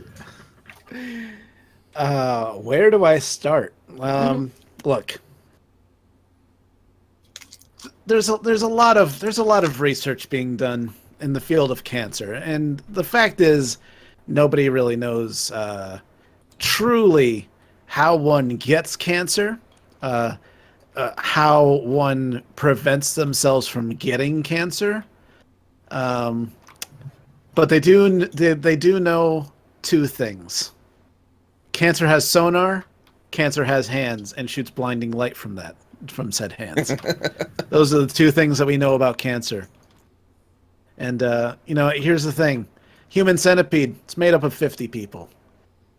Some people are going to get cancer, others are not going to get cancer. And the thing is, the fact is, while we are sewn ass to mouth and forced to share whatever thing it is that gave us that cancer, possibly this pink amoeba, we also share we also share our immune system. Having our digestive tracts connected together means that we also have the same probiotic cultures flowing through all of us, which strengthens our immune system. A 50-person centipede would have the strongest immune system of any creature on the planet, and on that basis alone, besides my laser nipples that could probably blast cancer if it were able to identify itself. on that basis alone, I think the human centipede could fight cancer and win. You have the floor, Russ. All right. Talked a lot about the field of cancer research and what it knows and what it doesn't know. But you know what? And one thing that you didn't bring up is that it still does not know how to kill cancer. Nobody knows. You know, they got one very important thing wrong. You don't get cancer. Cancer gets you. And cancer's coming for you, motherfucker, with my hand lights that will blind every one of you, every one of your people that is attached to this human centipede. They won't know where to fire their laser nipples. The 60-year-old stripper will be dazed. He can't help. And all I need to do is reach you. And when I reach you, I infect you all. And your immune systems are fucked. They cannot fight cancer. I don't care how you know what? I'm not a fucking virus. I'm cancer. Your immune system won't help you, no matter how many you share together. All right. That's my statement. That's quite the argument you have there, Russ. It's quite the argument that an amoeba would make. You know, I would argue that that cancer would want us to believe that we can't fight it. It would want us to believe that it's invincible, because really, it's weak. It's just a dumb little amoeba with hands and sonar. You know, it's got its fancy tactics. You know, but its only real weapon is convincing you that it can't beat it. And it's absolutely not true. Lance Armstrong beat cancer. Tom Green beat cancer. My mom beat cancer. And you know what? You might have blinding light shooting out of your hands, Mr. Amoeba, but I don't need to see to beat your ass, because I've got the immune system of 50 people. And we're gonna beat your ass, cancer. The end. Quick rebuttal. You want to bring up Lance Armstrong? Remember, he beat cancer because a part of him was cut off. Yeah, well, you you know off what? one part. You cut off one part of that human centipede. The whole thing falls apart. Actually, you cut off one part, and you sew the two remaining parts together. That one part dies, and the rest. You're not gonna sew on. them together. You're not gonna sew them together. The person That's that's what been you in the middle this do. entire That's what time, you do. The person that's been in the middle the whole time is gonna make a run for it. No, the person in the middle will be dead. It's all gonna fall apart. All right, your questions. Questions. Christine, you're the questioner. Okay. Well, could they really make a run for it? Because I thought their legs were I thought their tendons were severed. Yeah, the tendons in their knees are sliced. They are reduced to a crawl. Okay. So they couldn't get up and No. run away. Okay. No, that's no, that's it. You know everything you need to know. I think I do. Pretty straightforward, huh? I'm pretty convinced one where mm-hmm. All right. I guess that leaves No follow-ups. Leaves it to Petey. Are they still on the edge of a cliff? No. That is true. The card was not moved. So if you shoot blinding light from your hands, no, I don't know where I'm going with that. Yeah, that's my question. There you go. Yeah, Wow, no, I ain't got anything. No questions so far. No one has questions. Okay. Now I'm not really I sure. mean, who look this at this question- thing. I'm not really sure who this question would be to. And all right, this will go to Danger. Each of your pieces from 2 to 50 are eating the one in front of its shit. Yes. Is ass cancer shit any worse? Yeah, I think there's a lot more blood. A lot more. A lot more blood. Yes. You know, I think a normie would probably say no. It's all shit. It all tastes like shit. You know, it's all brown and it's all shitty. But somebody who their entire existence is based on eating shit from the person that's directly in front of them, I think they're going to know the difference. Okay. But no, I mean, is it? They can tell the difference, but is it any worse? I mean, does that have any kind of negative effect? I wonder. Well, Chad, I personally am not number 2 to 50. I am number 1. You can tell because I'm talking, for one. Mm-hmm. Yeah, it doesn't. So I don't personally know, but I hear murmurs from behind me, and they don't seem thrilled, though they never do. I mean, be honest about it. Always complaining about something, you know. Not too many compliments flying from the rear. Yeah. So, let's see. Russ. Yeah. Oh.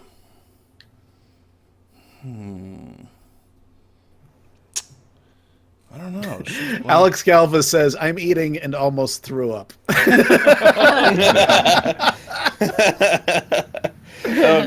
Colby Ardito says, "I'm lost," and someone's like, "Watch from the start, Colby." No, I think I'm good on this. All right.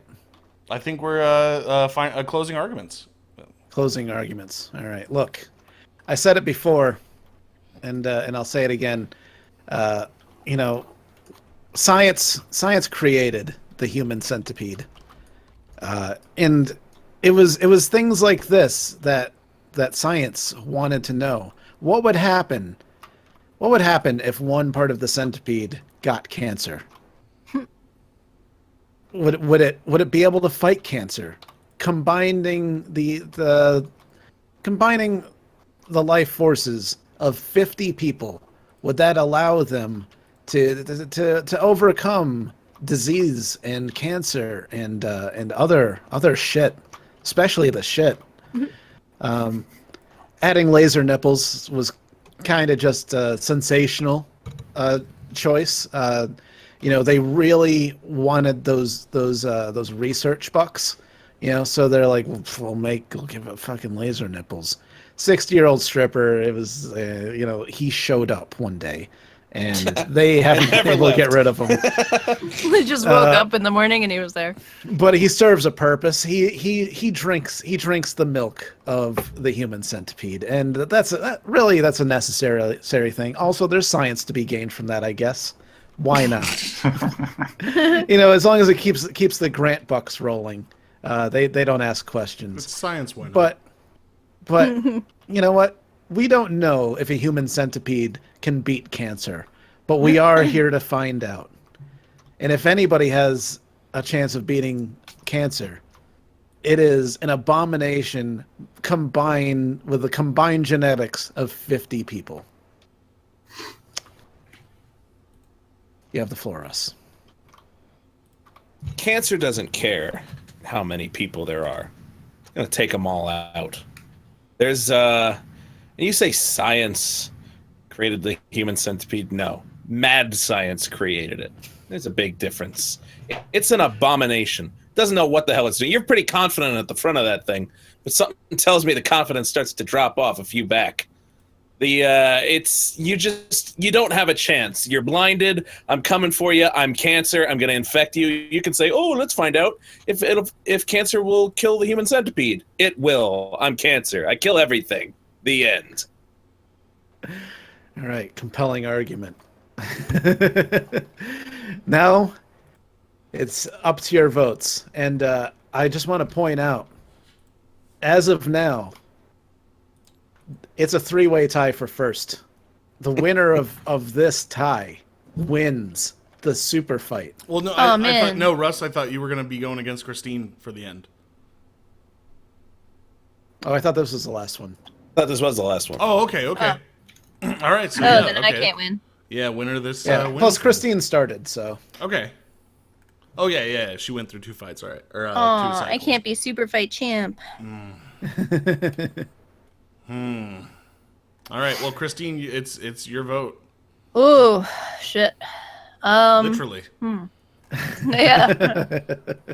See, I was torn. At first, I really was gonna go one way, but then I kind of got persuaded to the other. So, the only reason for this, I think that even though cancer could give the human centipede cancer, they are already such an abomination that I don't think it would really change their fighting stance right away. Like, because they're gonna be shitting. It doesn't matter, whether it's cancer But shit or not.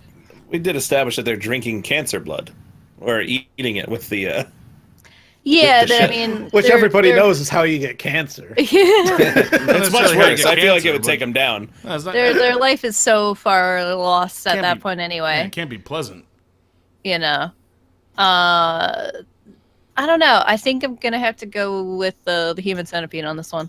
Yeah. Fair enough. All right, Pete. Wow. What can be said? Wow. That sums it right up. I think the cancer does have a good chance, but again, there's 50 people, so they have a good chance of fighting the cancer. It's a hard one, but I am going to go with Russ. Oh, You All right. sound I was going disappointed. there. No, I went. Oh, I was not expecting. I It. just no. You said oh. Yeah, it sounded like Oh. All sounded right. like all you're really right. sad. Well, it's all up to you, Chad. Sorry, Russ. I'll take danger if you want. All right. I was actually pleasantly surprised. I think I'm just tired. Based on the arguments, my thing is, all right, there are 50 of the human centipede, but it's also only functioning on the brain power of one because he, as he stated, communication is rough. And he also said that he himself, the A piece, that doesn't exactly know how to kill cancer. Now, whether or not one of these pieces of the human centipede knows how to kill cancer is irrelevant. They wouldn't be able to relay this to the front. Cancer has nothing but time. Cancer doesn't go away. I'm going to have to go with cancer on this. Wow. Yeah. Yes! I am the super fight champion. You're I the kind champ. of, I did want to go with the human centipede. In fact, I feel like I would want to side with the human centipede on most fights, just because this draw human is centipede. outstanding. So you think the biological ability of an animal to fight a disease is based on whether it knows how to fight the disease? Well, but even still, it's the cancer is not going away. You've really got no offense towards the cancers. The cancer's got nothing but time. It would. I feel like it would slowly whittle away the centipede piece by piece. Well, that's assuming that the cancer was capable of attacking all 50, though. Either way, I mean, you already made your choice, but Yeah. genetic anomalies of all 50 links of the human centipede, there's going to be some of those that aren't affected by the cancer. I mean, in the end, I don't really think the human centipede wins anything. It's lost No, it from doesn't. the beginning. The human existence is a loss. the human centipede does not win. You're right. If you're a human centipede, You've sorry, lost. but you lose. You lost from the beginning. Well, God made you know some what? choices, and you are not it. This, this was a really interesting.